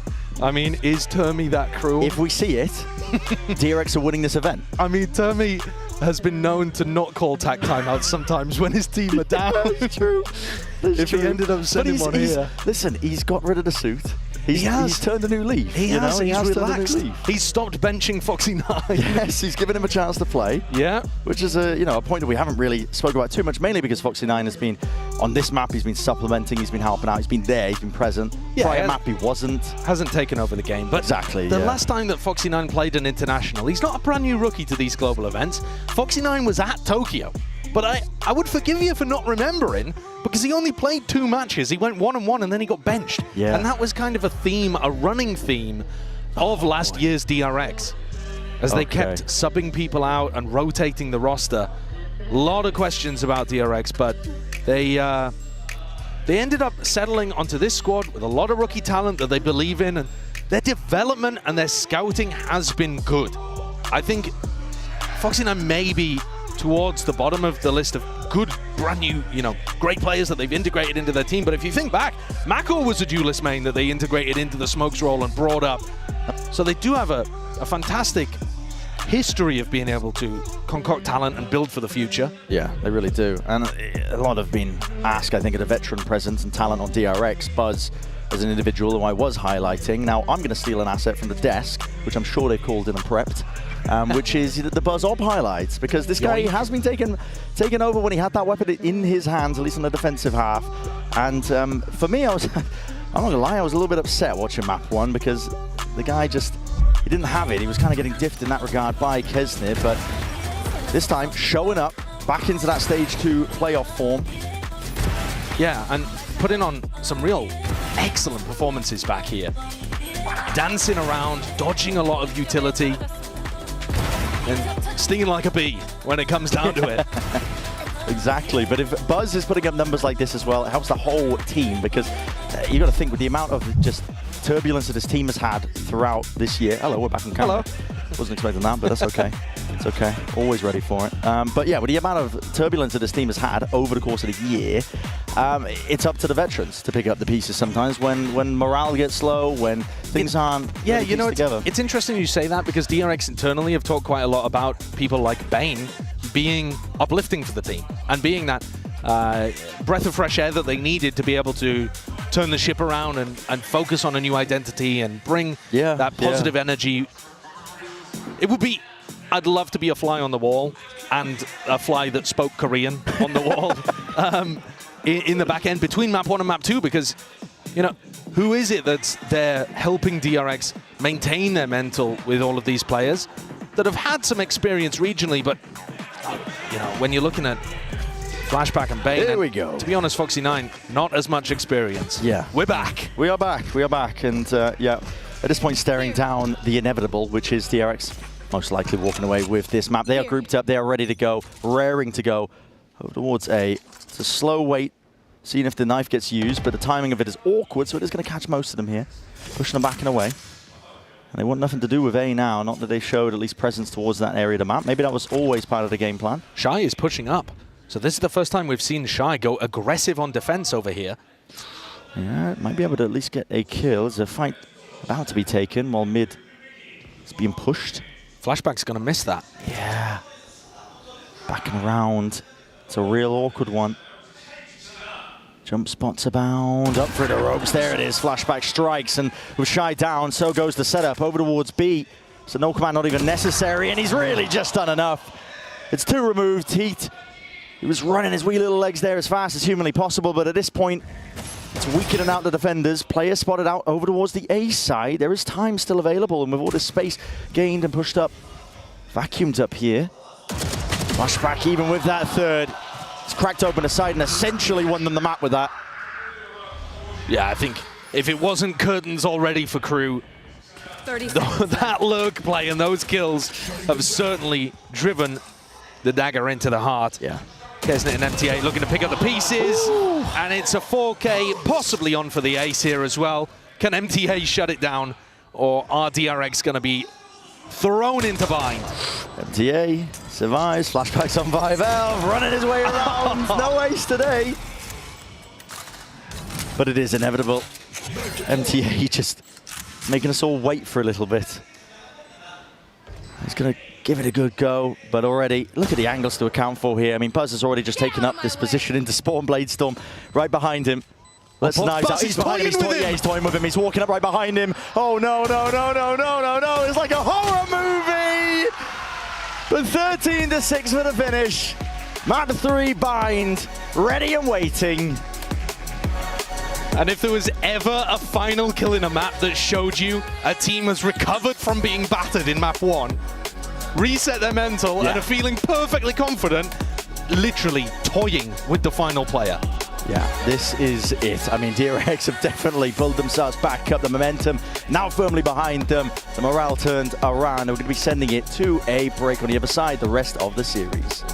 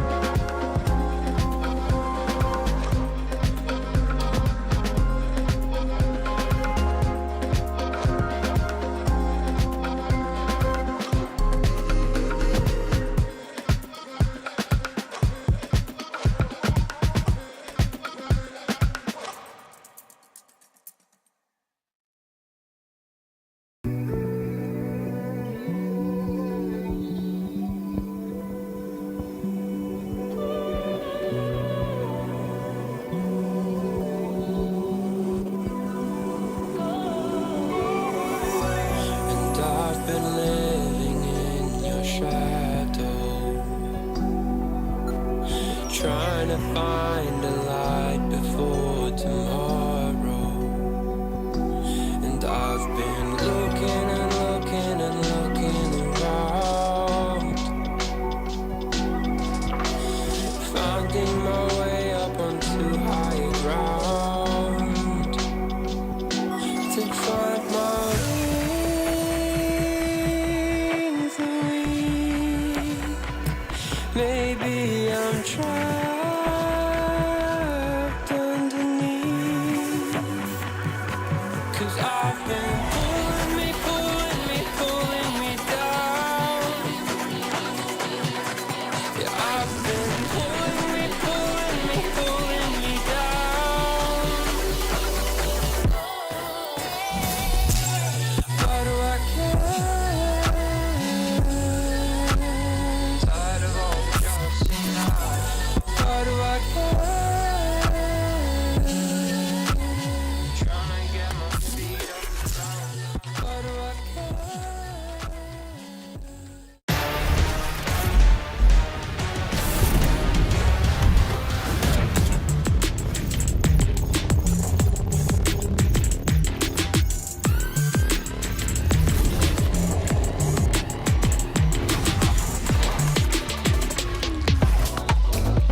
Welcome back, everyone, and DRX forces that Mat 3, and we got ourselves a game, and Tom is gloating with, you know, okay, we get it. Do we have the clip of GB celebrating after the last map? I don't remember What was it that you were like, honestly, that really doesn't sound like anything I would ever do. It sounds like something you would say. I also remember you saying something like, oh, it's going to be a quick day. No, I don't think I would ever say, I don't think I'd ever jinx us. And when it's map 3, no.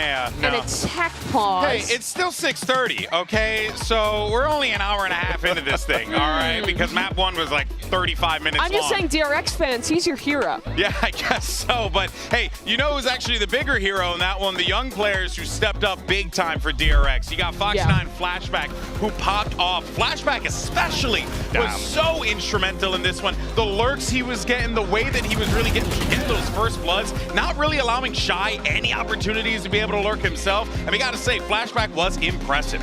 Yeah, it was actually one of the best performances I've seen from him. A youngster on the stage, you're always going to question pressure. Yeah. We spoke about it after that first map. Like, were they going to crumble? Were these youngsters not going to be up to the standard? That's ridiculous. He was kind of good. Yeah, those numbers are pretty high, I would say. An excellent game from Flashback, and from DRX as a whole.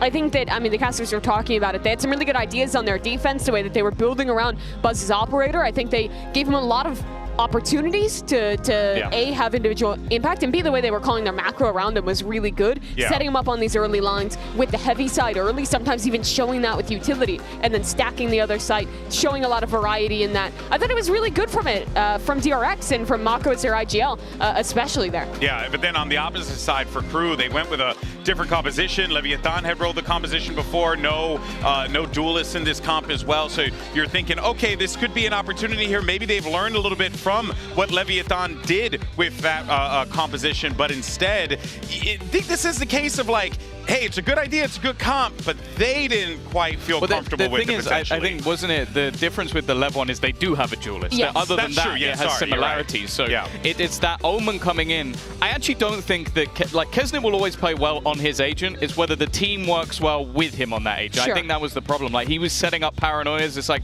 if that guy is at the back using util, that means he's not at the front popping heads. Exactly. And to me, a lot of the issues were a little bit more like macro. I think that they index really heavy on their defensive side into playing set retakes with the Harbor. They had a lot of ideas around using the Cove to get out of choke points or put that down on the spike. Very similar to how teams used to play Pearl in the Harbor Viper meta, right? You're putting up the wall, everyone's fighting forward, one player's sticking on the spike. I think fundamentally that's a okay game plan. I just think it's really hard to deal with the post plants on this map, frankly. The spam game that we saw consistently every round from DRX and from the other teams that have played this map as well. I think it's just too strong. I think that maybe you need indexing... a Sage wall. I don't know about that. Sage is good on this map, but I don't know if she's the play in Pro. Well, let's go ahead and look forward, though, to map 3 because we're going over to Bind. And, you know, this has been a solid one for DRX. So if you are a DRX fan, you're feeling pretty good about the team going into this one. But I do want to see what we talked about before about Kesnet being on the Omen, being behind everyone, not being in front of the pack. Sure. This time around, Kesnet's going to be in front of the pack this time but around. we don't even know what they're going to play. This is Crew's permaban. But I mean, realistically, they've not played it for a whole year. Realistically, like, do you really think Kesnet's not going to play Duelist on Bind? He's going to play Raze. Yeah, he's going to play Raze. So you're going to have him be that tip of the spear for the lineup, which is what found them that success in map 1. So if they can lean on that again here, they could very well walk away with a dub. That being said, though, I think DRX are feeling a little bit more confident. And if these young guns at a global event start to step up the way they did in map 2, it's going to be quite problematic for the LATAM squad to figure out. They've got more data than they could ever need. The last time that it was played by DRX, they lost 18-16 on this map. So you can basically have watched every single round a million times just in that matchup, and you'll have everything to try and break down what your opponents are doing. Maybe you can try and throw a spanner in the works here and there. But that was against Gen G, who I think is presently the best team in the world, I think in most people's opinions, after their early performances here and winning the last global event.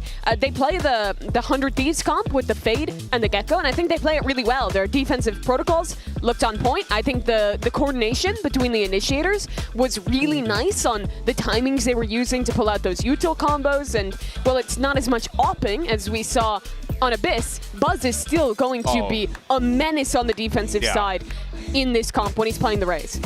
Yeah, we're gonna have to look out for that for sure, because if Buzz gets firing again here, how does Crew try to shut that down when he's already feeling comfortable like that? Woof. It's gonna be real difficult. We got a little spoiler there at the Agent Select, but it looks like Crew is also playing the Mirror here with that same 100 Thieves comp with the Gecko and the Fade. I think it's the best comp on this map right now, and Crew have played, or at least watched, other teams in Americas play this a lot, and I imagine scrimmed against it as well. The only thing is, I feel like if you're going to come in as the team who's never played a map, I feel like you need to go a little bit bold. Because if you come in, you haven't had the reps on LAN, you haven't had the reps in the server, it's only been in the practice, which sure, you're going to learn a lot from.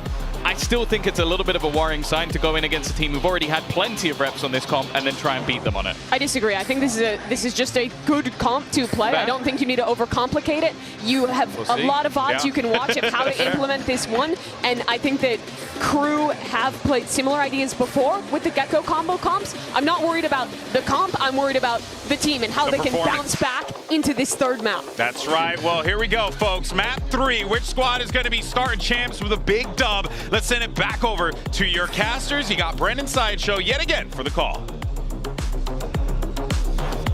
Bind is going to be an interesting one because of all the setup that the desk has been talking about. You know, it's been Cruz, Permaban, and for DRX, they are a good team on this map. Their setups are well thought out, especially on the defensive sides. And already, I'm getting an early glimpse in terms of how they want to play this one. It looks different again. Normally, they're playing double initiators over towards B, trying to crunch areas. This looks like a fight towards short A. Well, it actually might end up being a crunch just through the other teleporter. Yeah. If we see Shy take a little bit of space and have that Viper contact battle. Bane hears all the noise, including the stimmy. Doesn't choose to use the C's nice and early here. It's a big tool to try and delay this one as well. He actually gets it a little bit too early, but there are, Crunch online now. Triggering that play. It's a nade into the corner, and Shy isolated. Pushed back TPs on TPs. Crew want nothing to do with it. But the molly is preemptive. Drops them down, including a smoke in their face. Mako has locked them well out of that site. Perfect play so far from DRX. But now, as Crew reset, they're going running around the world. They're not going to know exactly where people like Flashback are.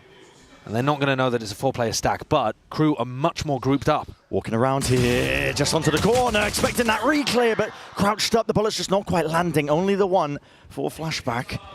Melzer, sitting nice and pretty, still with that shower's control. Buzz, it's a level of awareness there for him. And this is good. This is a nice read here from Melzer. When Flashback dies, you're expecting Crew to accelerate into B. That's where the defenders go.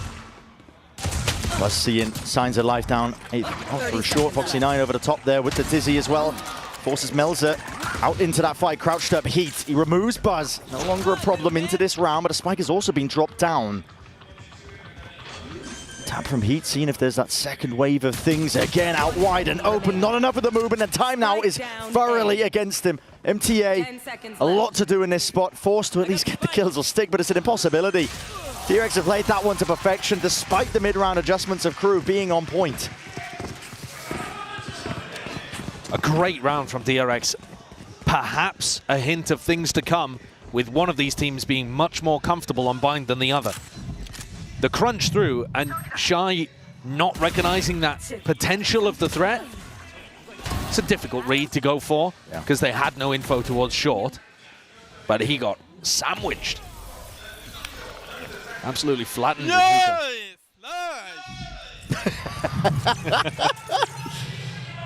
There's some emotion. Okay. And it sets up the economy nicely for DRX. Catching the players out towards B long here. Crew are grouped up, all 4 of them. Orb in the face though makes it nice and difficult. Nice from the perspective of DRX, not willing to give them too much ground. Just trying to piece off the map, portion by portion, see if they can build up to large ultimates. Normally you're going to see the attacking team want to build up their Thrash first. It's the one that tends to come online. Take a little bit of a TP here, straight into the open arms of Bane. That is a lovely adjustment. A lot to overcome there, even if they are eco kills. That might let him catch up to Heat's ultimate. Yeah, shows that he's on point with it. Large part of this composition that Crew are running, it relies on the ultimates to try and generate fast execs that can't really be stopped by anchoring players. And they don't really have one. They're going to be heading into round 3. Heat's the closest. And that Nightfall, I don't think it's on its own good enough to really be a massive execute tool. Yeah. You can get a lot of room over towards B if you take Long and Hookah. But Heat is still 3 away from that, so, you know, we're not really going to see it online for a little while. DRX with an opportunity to convert on a bonus round. Flashback takes up position in Hookah with a judge. That's brutal to get through. At any time on bind, in any part of this map's history, that is brutal to get through. Doesn't matter if you're on a bonus, man. Listen, it's good, even on a full buy. I'll find you. Haunt out through the smoke, Bane. There. It's broken, so there's some acknowledgement for him. And that sends Buzz, he was playing a float position in spawn, it sends him more towards the A site. Flashback would love any of these Crew players just to walk straight into him, but nobody's budging right now. Crew making sure that they try and play that slow siege. That's a walk up, and I think just a pre-fire into the corner as the orb was coming up, but hard to tell. Shido. They may have got the timing wrong. It's a massive kill. As you said, Flashback has his orb over there, but Foxy9 looked like he was caught out in the open. Have to see that one in a replay. Kesnit still with a huge amount of patience, knows there's a serious chance that there's a shotgun on the other side of this. You have to expect it. But also at some point, you're probably going to want to go in there and you're not going to have initiator utility. Try and use the nade to rebound, but depends how deep he'll bank it. Flashback could still be alive. And you don't know which side he's on. Exactly. So it's a lot to clear here. Buzz sees a lot of them.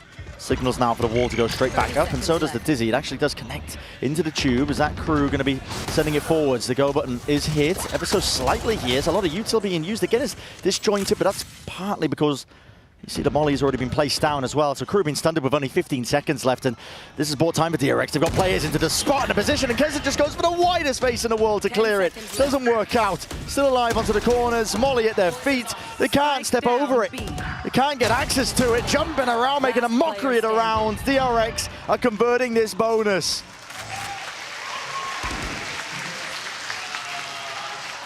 From what we've seen on Bind so far, and from what we saw in Abyss, it's like a totally different team for KRU. They haven't even been pushing DRX that much. Yeah. You know, rounds like that, they fall apart so easily. KRU just walks into a judge, and the others are stopped by small pieces of defensive utility. Nothing earth-shattering that DRX are doing. A jump spot, a nade, smokes down, and then KRU are forced to push through the smokes without their entry player, and it all falls apart. Yeah. I think there's pieces of the puzzle that are missing here for KRU. I agree. If you're playing the attack side, you have to pull out the mollies, snakebite, you know, mosh pit, whatever it might be, but any sort of that stall util in every capacity as well, because it's going to deny the plant, it's going to deny you even being able to go into these XX, and you're going to be tested in that space. We've been talking a lot about kind of mentality with these teams, especially because DRX got slapped around, dismissed on map 1, it immediately was answered back on Abyss with a rather tilting tech pause for KRU. And right now it seems like DRX haven't slowed down from that map 2 here. This is a very committed off angle. KRU is quick to respond there, and he's good with the movement on top of it still. With Shy dropped, they're getting themselves into the site. So Nightfall scatters his way across, does connect onto a multitude of targets, but Bane is not to be pushed back and away here. Tries to at least offset his movement enough to survive, but he's going to be dropped in the process. Now through onto the side, MTA planting, Moshpit and Snakebite rebounding, but it's a little bit too late there. Just missing the mark, so still getting into that plant. He's for the post of it. KRU. Rivers in the hands, Melds is spotted out, and spam through the box will do the job. It's methodical here by DRX. Take their time with most of this here. MTA only with the Sheriff to work with. He would have to hit a miracle shot, including the Sheriff in the hands of MTA, but it's just not happening. Peeking around. The wingman taps that first point of the fuse. They know exactly where Heat is. He's going to be not long for this world. And the fuse is completed. Slightest amounts of danger there in the round, but still DRX looking like they're more than comfortable to navigate it. You're right that there was some danger, but it also took them the Nightfall, which was the first ult that they got up to. And MTA had 3 opportunities to try to get a kill with the Sheriff. Couldn't get any of them. Yeah. And that would have brought it into a 2v2, and then we're really talking about danger. This is, I mean, a timeout round 5. Yeah. Normally this is a sign of a disaster. Something either within the comms, something that they want to address very early on about the macro, because you don't actually have that much data. You've played a pistol, you've played like a anti-bonus that you lost, and then, you know, apart from that, it's been ecos. Yeah. So in theory, you shouldn't even have too much to discuss. But this next round coming up, they do have rifles on board for both teams, and they have big ultimates online. So Atom might just want to hop in here and give a very quick beat about giving them a specific strat for round 5, just to get their feet underneath them and make the score 1-4 and make them feel like they've got some opportunities to go toe-to-toe with DRX. Sometimes that's exactly what you need, really. Just, you know, like you said, breathe some signs of life into this squad, because it's just flat right now for KRU. Yeah. They were a fire that burned out too fast by the look of things on Haven. Yeah. Burned too brightly. Wear their hearts on their sleeves as well, playing in the back of their emotions. On top of the world, really. Map 1, we were talking about potentially turning around the dire straits this team has always been in since 2021. When they attend these champs, they never really make a deep run, and it, you know, still early days in map 3. But for now, in terms of what we're seeing, rather dejected KRU, they're going to have to turn it around if they want to see if they can dispel that narrative. Deep orb is used here by KRU. Shy zone. Feels like they could be walking all the way up here past that orb. Trying to control the B orb as well and make sure that that's not something that a player like KRU could take away and get his showstopper online. You see that DRX are trying to control both of the alt orbs. stop Crew from getting those active. Poison orb emitting. Poison orb emitting. Orb's going to have to be dropped as well. Crew looking like they want to try and lurk potentially up through A short. Got to save some fuel in the tank for that one, for the wall to be up and abound. And this is a classic from Crew. They love to contact into these plays, but again, might be to their own demise. Buzz is getting called back to the A site. He's the player with a showstopper and nade and blast packs. It should be very difficult to get plant down, even if Crew exec short. Wall up. We're waiting for that timing. Now the util is going to be following up past it. Up and over. Doesn't clear out Maka though. There's nothing for a showstopper in the hands. It's returned there and a swing off from the side. Bane still alive and kicking, but will fall in the end. That's heat to drop him. Shower's control is going to be given up and lost. A flank timing here by Flashback. Out and around. And a full avoidance of lamps. Crew wanted nothing to do with it, so they didn't give up their lives to the judge here. A lot is going to be resting on the shoulders of Flashback, who we're watching right now, but slipping past. Here's the footsteps. Running around, got to wait for this wall to drop as well. He's going to be given the easy kill. Yes, he is. And DRX, they make sure to swarm. It's disciplines and an ult in the back pocket of Foxy9 will basically seal it up. Checkmate at that point. DRX with another very nice defense round over towards A. And that's after Crew got about the best case scenario against Buzz's showstopper. If you go 1-for-1 in that spot, the wingman still plants. That's about as good as you're going to get when the Raze on defense has that ult. But it's the post-plant situation that's just brutal for them. Didn't quite get the read on Flashback coming through market, and Foxy9 also winning that crucial battle from Cubby. If you just look at the duels and who's winning them, and the pace of the game, the pace has slowed down, and DRX have started winning a lot more of the rifle fights. Yeah, and that's an important point to make out, I think, as well, just how much DRX are controlling the tempo. They're not getting sucked into these fights. Map 1 was them honestly losing their cool. They looked frantic. Yeah. I think they were getting sucked in constantly to try and take duels. DRX really going to be tested, I think, in this instance. This is a lot of players up into their face, but again, to judge and hearing it, nobody wants to step past it. Mako spam down heat. He has answered back, finally. Onto the board there with those 2 kills. A peek from Kesnit, lucky to be alive. They still haven't used Thrash or Showstopper. Here comes the Thrash. Now going to be used to not even take much space, just in case it peaks most of it, but they already had control of lamps. MTA will pick it back up for another go of things. Shy still sitting. Tucked himself away into showers, one of the best chances they've had in a long time. Wait a second, util is used, combined attempt. Kesnit, Showstopper has to use, at least to offset that one. Bane, he's sticking it, and it's not spammable for Shy into the spot. Off onto the angle again, he knows that there's a chance, and it's 1 out. Shy finally puts one on the board of a Red Bull clutch. He was good with them on Haven. He won 2 incredibly important clutches for his team. And now he's put the first round on the board on Bind. The fact it ever got to a clutch situation, though, I think is a bit worrying. I really like the util dump, though, that DRX had over towards lamps. Yeah, they had a good way to clear lamps there. Lovely clear in that spot. But for Crew to be sat in a post plan, everybody in a nice position, and still have to use Thrash and Showstopper, and it comes down to a 1v2, squeaky bum time. Yeah, it doesn't bode well. Probably getting that connection as well, just from the trail, the haunt up and over. That was used a little bit earlier. Yeah, the haunt over the top there's a nice one. It's one that DRX uses as well. Often can set somebody up to take B-long control, but DRX are trying to lock that spot down. Yeah. They have a lot of control over the map right now as well. Doubled up onto B-long and up in the hands of Buzz so he can watch this shower's position and angle. Both teams running their Viper Orb on B-long there, contesting for space, but it's a fake from Crew. The group up, called from Melzer. He has Orbital Strike for post-plant. If they can just get this plant down, again, they should be in a nice spot. Oh, util here, might even be choosing to use this one. No, cancels the call here. It's a Nightfall now that's going to be used by DRX. This is a respawn that catches on to absolutely everybody.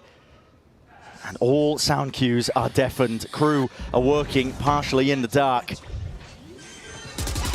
To tap, MTA is looking for that response out. Orbital Strike is used, but into the wrong spot. There's absolutely nobody waiting there. Dizzy around and about. It's Crew trying to fight tooth and nail over the spot into lamps, but they still don't have this plant down. There's 22 seconds left.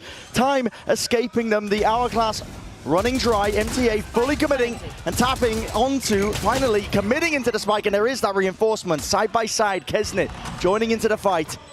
Putting down any sort of position at DRX. They were fronting, trying to take it. But they do have that showers control still. Snakebite to clear lamps. It's going to be the important elements here. Buzz has already picked up one, but it's already equalized. Nade into the hands, Kesnet. Util out and away. Movement by Bane, almost enough to isolate still. Players are dropping Crew. Another chance, and it's grasped firmly here to put that second on the board. More solid in the post plant there, Crew. After a very bizarre ultimate from Melzer, it must be said. But Crew, with that patience, lamps control, then tried to fight a bit towards backside. Never really getting lost in these situations. And starting to win those duels as well, even in slower paced scenarios. We'll say Bane made a good go of it. Did a lot of damage to the short player. Kesnet in the pocket. Yeah, I still feel like DRX are attempting these fairly nicely. Maybe the operator's not the play though. If Crew are putting a heavy emphasis on walking down behind the Viper wall and then just execing short, your op is not going to be able to find too much value. We've seen this before when we were watching the Americas teams, and Aspas was struggling with it. Yeah, I think your op player can be excellent and be finding a lot of value, but at the end of the day, it isn't the right pick. Yeah, it's a trap to fall into. A bind at the end of the day, you look at the map, anybody can do it. Listen, you can pull it up on Google. I can look at the map. You can look at it, we have access to it, but there's 4 avenues. It's not like traditional maps where you have these long sightlines where you can post up an opper, they get constant information, they know exactly where the team's going to be. Binds, you can hide that intent quite well, and not just that, you can put up smokes into the face so that you can really mitigate an opper's value. And if you're trying to play post-plant denial as well, a rifle is going to help you do that. If you're locking down showers control, an op isn't. Yeah, I agree with those points. I think that something the DRX should be trying to play around. Marco's going to pick up a judge too, and we've seen that can already find some value. And they might be talking about what we were just discussing in that timeout because they had the money to buy an op, and they didn't invest into it. Pit down towards short, Heat with the ult to try to clear it, if they wanted to. Instead, Crew taking a lot of showers control. They might even try to backwards Nightfall here. Set up that trail and have, you know, Melzer clear flashback from short. There goes Buzz early on. That's a beautiful shot. I think you can still commit A here. Flashback is now under so much pressure. Yeah, he's worried about players potentially lurking up right behind him. A fade ult into the pit from showers would go crazy. Foxy 9.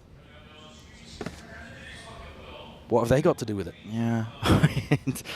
Yeah, not too much. They didn't make champs. Jump spot.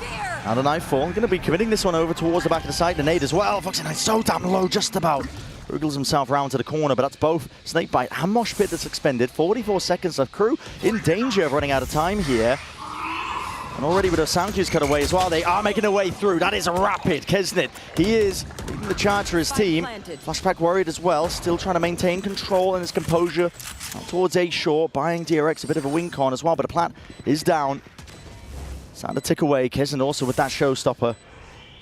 Nobody can really wrap through. Oh, I was going to say no one can wrap through short, but now Flashback, Pit down. These players can try. They're trying to bait them in here. Flashback only for the one still alive, though. The defuse! No way, Bane! He sticks it! Where's the protocols in place, man? I've got to assume they thought Kesnet's showstopper was going to deal with it. Kesnet somehow thread the needle with his Raze ult to miss the defuse and, I think, miss the player that was pushing him. And just somehow landed it in the middle. Yeah. The splash damage didn't catch. A lot of unknowns there. Look at that! The Raze ult just misses. But I think he was distracted because of that push from Mako. So he's like kind of putting it between the two of them. They still had Melzer's molly to work with. Like there were so many more layers there. They just thought the Raze ult had done the job. Uh-oh. Yeah.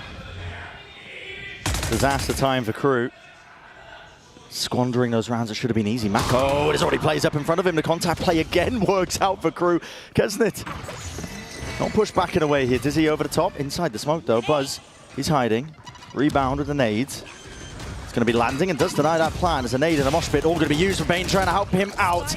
Doesn't fully commit into the fight at the front of the site. He's just about wiggling his way through. Damage is excellent, but still Melzer. There with a trade. Foxy9 instantly back and at it again. Kesnet, he's here. It's a 3-piece for it. Nade rebounds. Flashback abound. This guy, there's no safety in terms of anywhere that he can stand as that solo play, and they give it up. Crew, got nothing to do with this.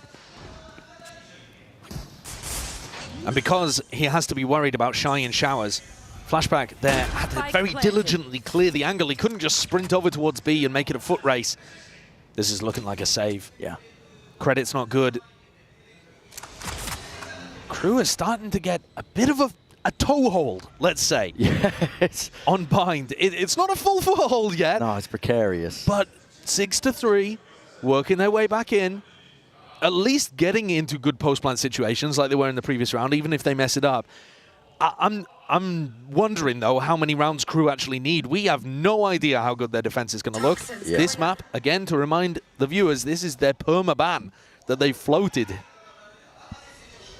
in order to get rid of Ascent, Icebox, DRX's, in my opinion, 2 best maps. Screen down.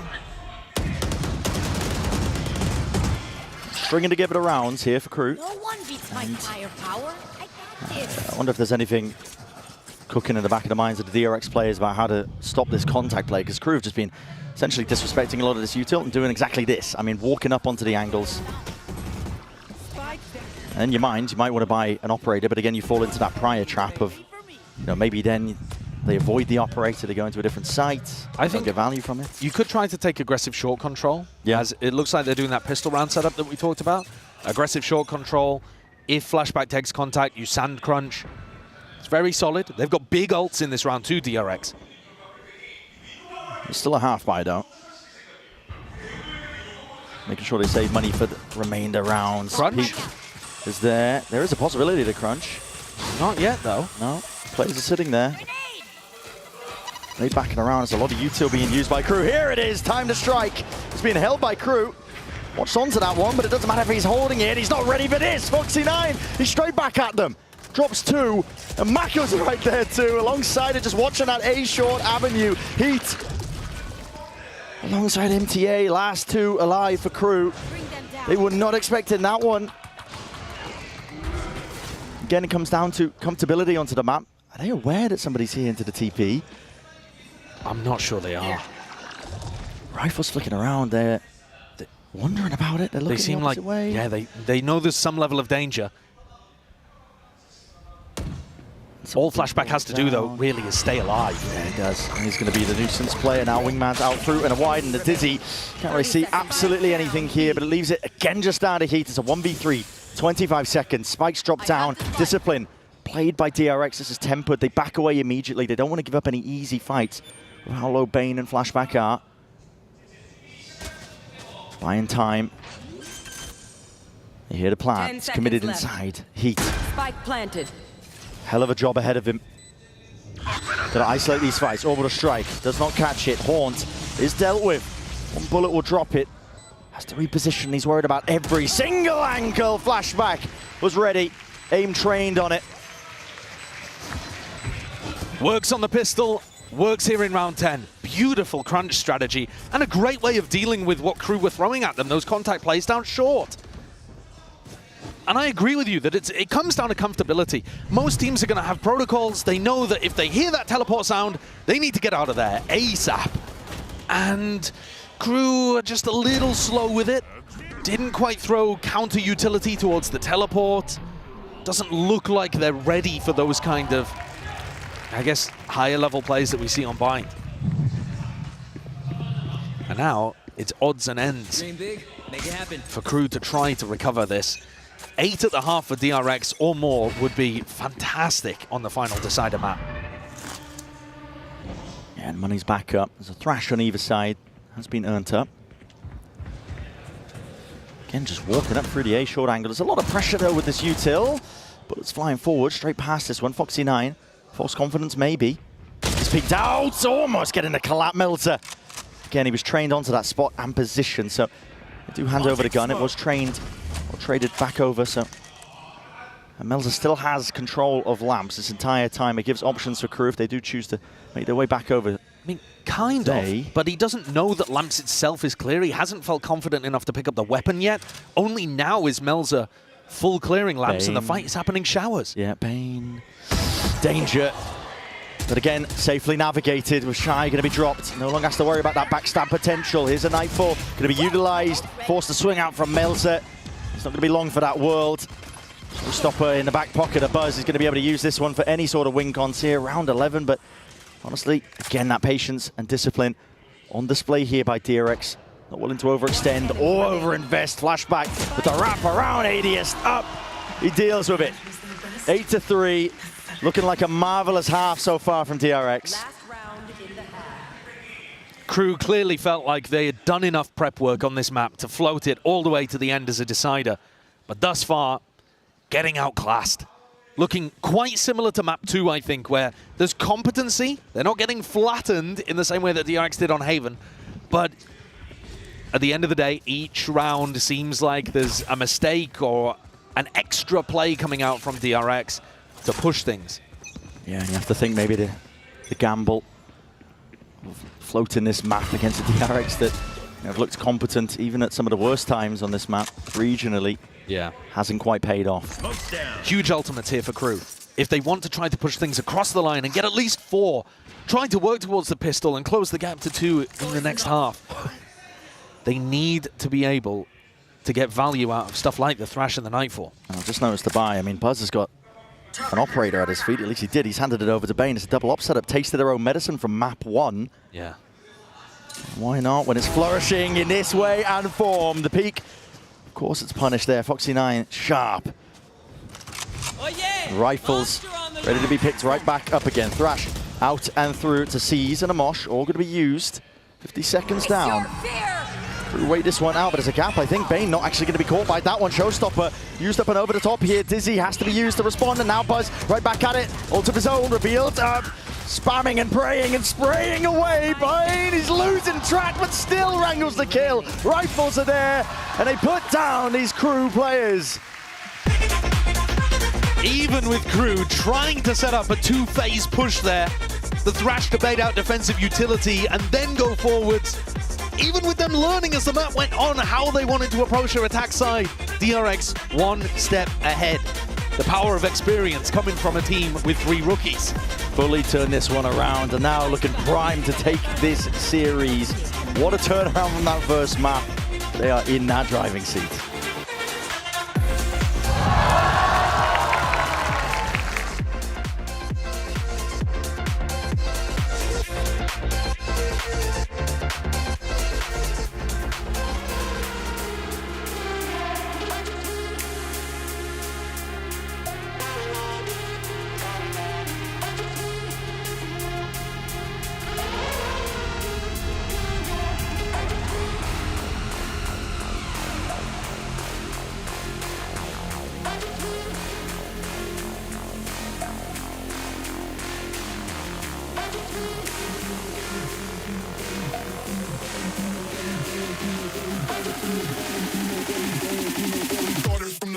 You know where we going, you know where we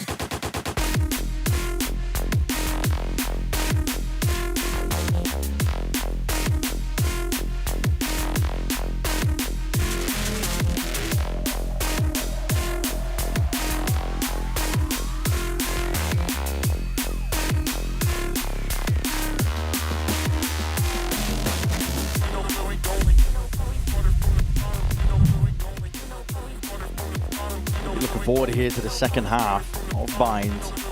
And if Crew did have anything up their sleeves, it has to be on Showcase. Here and now. Starting with that pistol round again, I feel like a struck and broken record sometimes, I think, when we're talking about this, because, you know, often when the team is down, it has to begin there. At the same time, even if they do get a pistol, this is going to be an enormous uphill battle for Crew. They don't have the experience on this map. They don't know how their defense is going to work. If they tried to play heavy flood defending, which was the only thing that's really worked for them in this entire series, we didn't particularly get to see even them play the attack side on Haven. They were just flood defending over and over again to get a 10-2 half up, which carried them to a massive victory there. even if they wanted to play that kind of style, Bind is such a post-plant map. Let's see how they set themselves up here. Let's get into it. Round 13. Our final map in the series. DRX fully committed. All the bodies over towards B. Tiptoeing their way around most of this one here. They're going to go for a bit of a B split. Most of their players out and through this. It's a tried strategy. They do this one quite a lot. Up and through, and Shy just didn't know which way to look. The flood attempt met and shut down Heat. He was caught between a rock and a hard place there. There's no chance of him being able to escape. Spike dropped down, a bit of time earned. Buzz layers down that nade just to give him the safety net to be able to get that plant down. Now into a solid post. Yes, they don't have any util. 3 versus 2. Buzz does not have a teammate to play off. No, he's very much alone here. If he goes down, there's chances here for Crew. Doubled up. This is what they do best. Trying to take these fights, but again, just tapping away with the damage done. The game IQ just winning that one out for Buzz. It's 3 in a round for him before he's eventually dropped. Kesnit has to do so much here. Tap. And just walking, trying to bait out that peak, not giving anything whatsoever, tapping away. It's no easy fight. Nade's re-earned, but expecting that re-flank, and right from behind, it's a dagger to the back. DRX now up to 10. A lovely execute from DRX. They've got great ideas on their attack side of Bind, and they might be able to keep them fairly hidden, because the lead at the moment, looking like it's going to go to 11-3. They're within touching distance of the finish line. And again, a remarkable recovery from what we saw in map 1, where they just got destroyed. It's a DRX team that they've been through a lot of shifts and changes in terms of their roster. They had to watch on the sidelines another Pacific team make history. They've been close to it before here. Kesnit getting punished with the yaw pickup, but this squad are looking to make their own mark, even though all the spotlights are on this Gen G squad for good reason. Playing in front of the home crowd, here at Champions in Seoul, and they were the Korean darling team, and I think that has been overtaken somewhat by Gen G. Can they fight their way out of this one? Yeah, I think they can. I think they're fine. That's brutal, man. But you're exactly right. They were the darling team of not just, Pacific in some capacity, Korea, and they've had to watch that get overshadowed as Gen G have stepped up into that spotlight, have made history before anybody else. And again, you can see it in the body language coming out from the guys over towards Crew. Ever since kind of like halfway through Abyss, maybe even early on in Abyss, they've seen that. Crew are going to take a tactical timeout. DRX had that legacy with the old roster of always making it to playoffs, almost always. I mean, a couple slip-ups here and there, but they basically dominated groups, and then they couldn't quite get over the finish line to be able to pick up a title. We always thought it was maybe possible for that old DRX roster, but at some point, just got a bit long in the tooth, and they decided to make changes and pick up fresh faces. This roster, I don't think many people are expecting them to go on a very deep run, lift a title. I know that Sliggy had him as his dark horse for the tournament to go deep. Yeah, I think that's respectful. A top 4, something like that. I think that is possible for this roster. Yeah. I was very high up on DRX going into this event. I'm not just saying that to toot my own horn, trust me. I think that they looked very good in the finals performance, even though they lost versus Gen G. That's Gen G we're talking about. Yeah. The team that has just been dominating ever since our finals of Madrid to be going from strength to strength. Yeah. And DRX's map pool is very strong too. Yeah. The fact, though, we thought they would be good on Haven and they got slapped here is going to, it's going to affect people's assessment of it. But other than that, they've looked very solid today. And this Bind performance. There. Where are you? Goes from strength to strength. Really no stopping it. You don't want to slow down here. Showstopper that was earned prior there. Buzz has already got it, and he's going to be using it to pave the way. Set the pace once more. Squeezing through any available players, but Showers is completely vacant. You can just pre-fire this one into the corner, but Fuse runs out still. The plant is down, and that's the important element. Crew not playing for that plant denial, as you see many teams do right now. They're going to have to try and do this one. Got a bit of extra util available at least. Nade, Kesnit. Wondering which way to play this one as well. Just cycling through the weapons as a seize and a nade. Buzz tucked to the corner, still safe and still firing away. Shots fired. Out and through, that's a Showers player dealt with here for Crew. Onto this retake. If they deal with Buzz too, there's that danger, but now he's going to be active. Into the fight now. What's the next layer to all of this one? Has to watch it all down. MTA at least the tap onto the defuse, and DRX at least forced wide into the open. Plenty of time available. Not the boom you hoped for. Okay, a couple of seconds on the clock. Would have made a large difference if DRX were willing to fake or really fight for backside there. You saw that Kesnit ran into backside knife out. He knew that DRX were going to be falling back into classic post-plant positioning, and so he wasn't worried at all. And then you get these kills coming through where Crew are able to contest. One enemy remaining. Crew would have to put together so many more, though, before this comeback felt like it had any real sting behind it. That's what they're going to aim to do. Some ults may come online for Crew to try to deny plant late into this round, but otherwise, it's just the utility that you've bought. Jiggle from Heat, really, he's got that acknowledgement. You can hear the sound cues, but now walking back up. Smoke in their face. Oh, that's a cheeky play. Crew trying to go for that trap play, expecting him to be a little bit deeper onto the line, but it's evacuated, backed away by DRX. They navigate it well. DRX love inserting Buzz over towards B long and then pressuring short. This is a classic strategy of theirs. And Buzz can either become the backstab lurker or go through the teleport. This time, just choosing to reconnect with the rest of the team. That's a timer taken by Shy. My God. Just expecting some sort of presence there. All off the Viper wall. Yeah. That's what you need. Yeah. Injection of fire there for Crew. Potentially even hearing those footsteps, but with the spike drop down, there's no chance. There's more or less here for Buzz. Potential money for his team to buy back up if he keeps this rifle into the next, but he might not even do that. That's nice. 30 seconds left. Getting cheeky with it. This kind of free round, though, where Shy picks the perfect timing and gets a couple brilliant kills, that's exactly what the Doctor ordered for Crew. It buys them time, gets them closer to big ultimates so that they can craft some 10 seconds left. really difficult defensive setups to get through. And it gets them one step closer to making any kind of comeback a reality. Oh, now, Kesnit. No, I like it. If you see that from Kesnit, it means he's... Surrounded by Has he forgot what country he's in? Well, I mean, the point being that he's not just frustrated, he's actually channeling Fired up. Yeah, channeling it into a desire to win. Listen, it's up to him to attract the ire of the home crowd here. I don't think he's ever been disinclined to attract ire in his life. Of course not. Of course not, this guy. But yeah, he's feeling quite large and in charge here. Potentially got that fire back beneath them.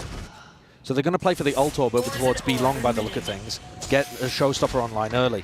Shy's going to be challenged and tested. He's right in front of most of this one. Snakebite at the feet. A lot to overcome there, even if it is against the pistols. And Melter tasked with just trying to hold on to control of Showers. Succeeds at that at least, forcing the rotations of Crew. Tap of Foxy9.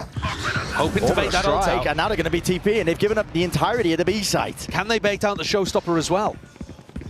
Could be a victory here for DRX, even if they don't get this plant down. If they manage to pull these ults out of them, Wingman planting. Kesnit, the nade, rebounds across and away. Not enough damage, I don't think, to break this one. Mosh pit into the corner. Pound for pound there. Tucked away. Crew going to be corralled into the back of the Hall's position, but they do have the weaponry and still that ult to make usage of. Foxy9 as well with that crash, but I don't want to use it. Here's the ult. Showstopper forwards. MTA taking care of Bane, and Rocket not really that necessary here with the rifles. Foxy9 making a decent go. Gotta respect it. But even more than Foxy9's kills towards the end, it's the fact they dragged out Melzer and Kesnit's ultimates that got no value. I mean, nothing. It was just a cheap tap on A, and then Kesnit trying to make the retake work, worried, even though they're on an anti-eco, even with a player advantage, wanted to secure that round because every round means everything to Crew currently. But unless you're saving ultimates like that, it's going to make the comeback almost impossible. Yeah. DRX are going to take a tactical timeout here. Frankly, I don't think they really need to do that, but Tommy's just looking to stop the rot early. They might have done enough just by, like you said, pulled the ults out of them, making it all the more difficult for Crew to even mount any sort of comeback. DRX have a lovely strat that I watched them run in Pacific, where they haunt over the top towards Garden, the same one that we saw Crew throwing, insert Buzz in that area, B long, and then they'll run, so it feels like a B default at that point, and then they'll double lurk A. So one player tries to lurk down behind the Viper wall short, and one player tries to lurk in showers. Whichever one dies, the other just runs into sight. And it has ruined a lot of the Pacific team's defensive protocols. We haven't seen them run that strat yet. They pulled it out multiple times to huge success in Pacific. I'm wondering if coming out of a timeout to get a big round on the board, it might be a moment to unveil a strat like that. But on the other hand, they've got two big ultimates that maybe they just want to keep it simple, keep it safe. Exactly. Not just that as well. I mean, maybe taking the timing to think about whether or not Shy's going to be using this ult. Could potentially use a Thrash to clear it, even a Nightfall as well. A really good ults. Making the most of it. You can see, one way going to miss. All good though. Shy with the ult in his back pocket. Now there's no signs of life from DRX. They are nowhere near this A site, anticipating that that would be potentially the position there. Prowler catching. Thrash going to be used as a squeezing the players out and through here. So has to be that evacuation again from these Crew players. Out through the back, Kesnick, got to respect that one. It was a haunt up and over the top here with the Nightfall now. Sound cues up and away. Bit of spam, stray bullets. Gliding past one another, barely giving haircuts, but no casualties, not just yet. Plant is down now for DRX. Important element now into the post.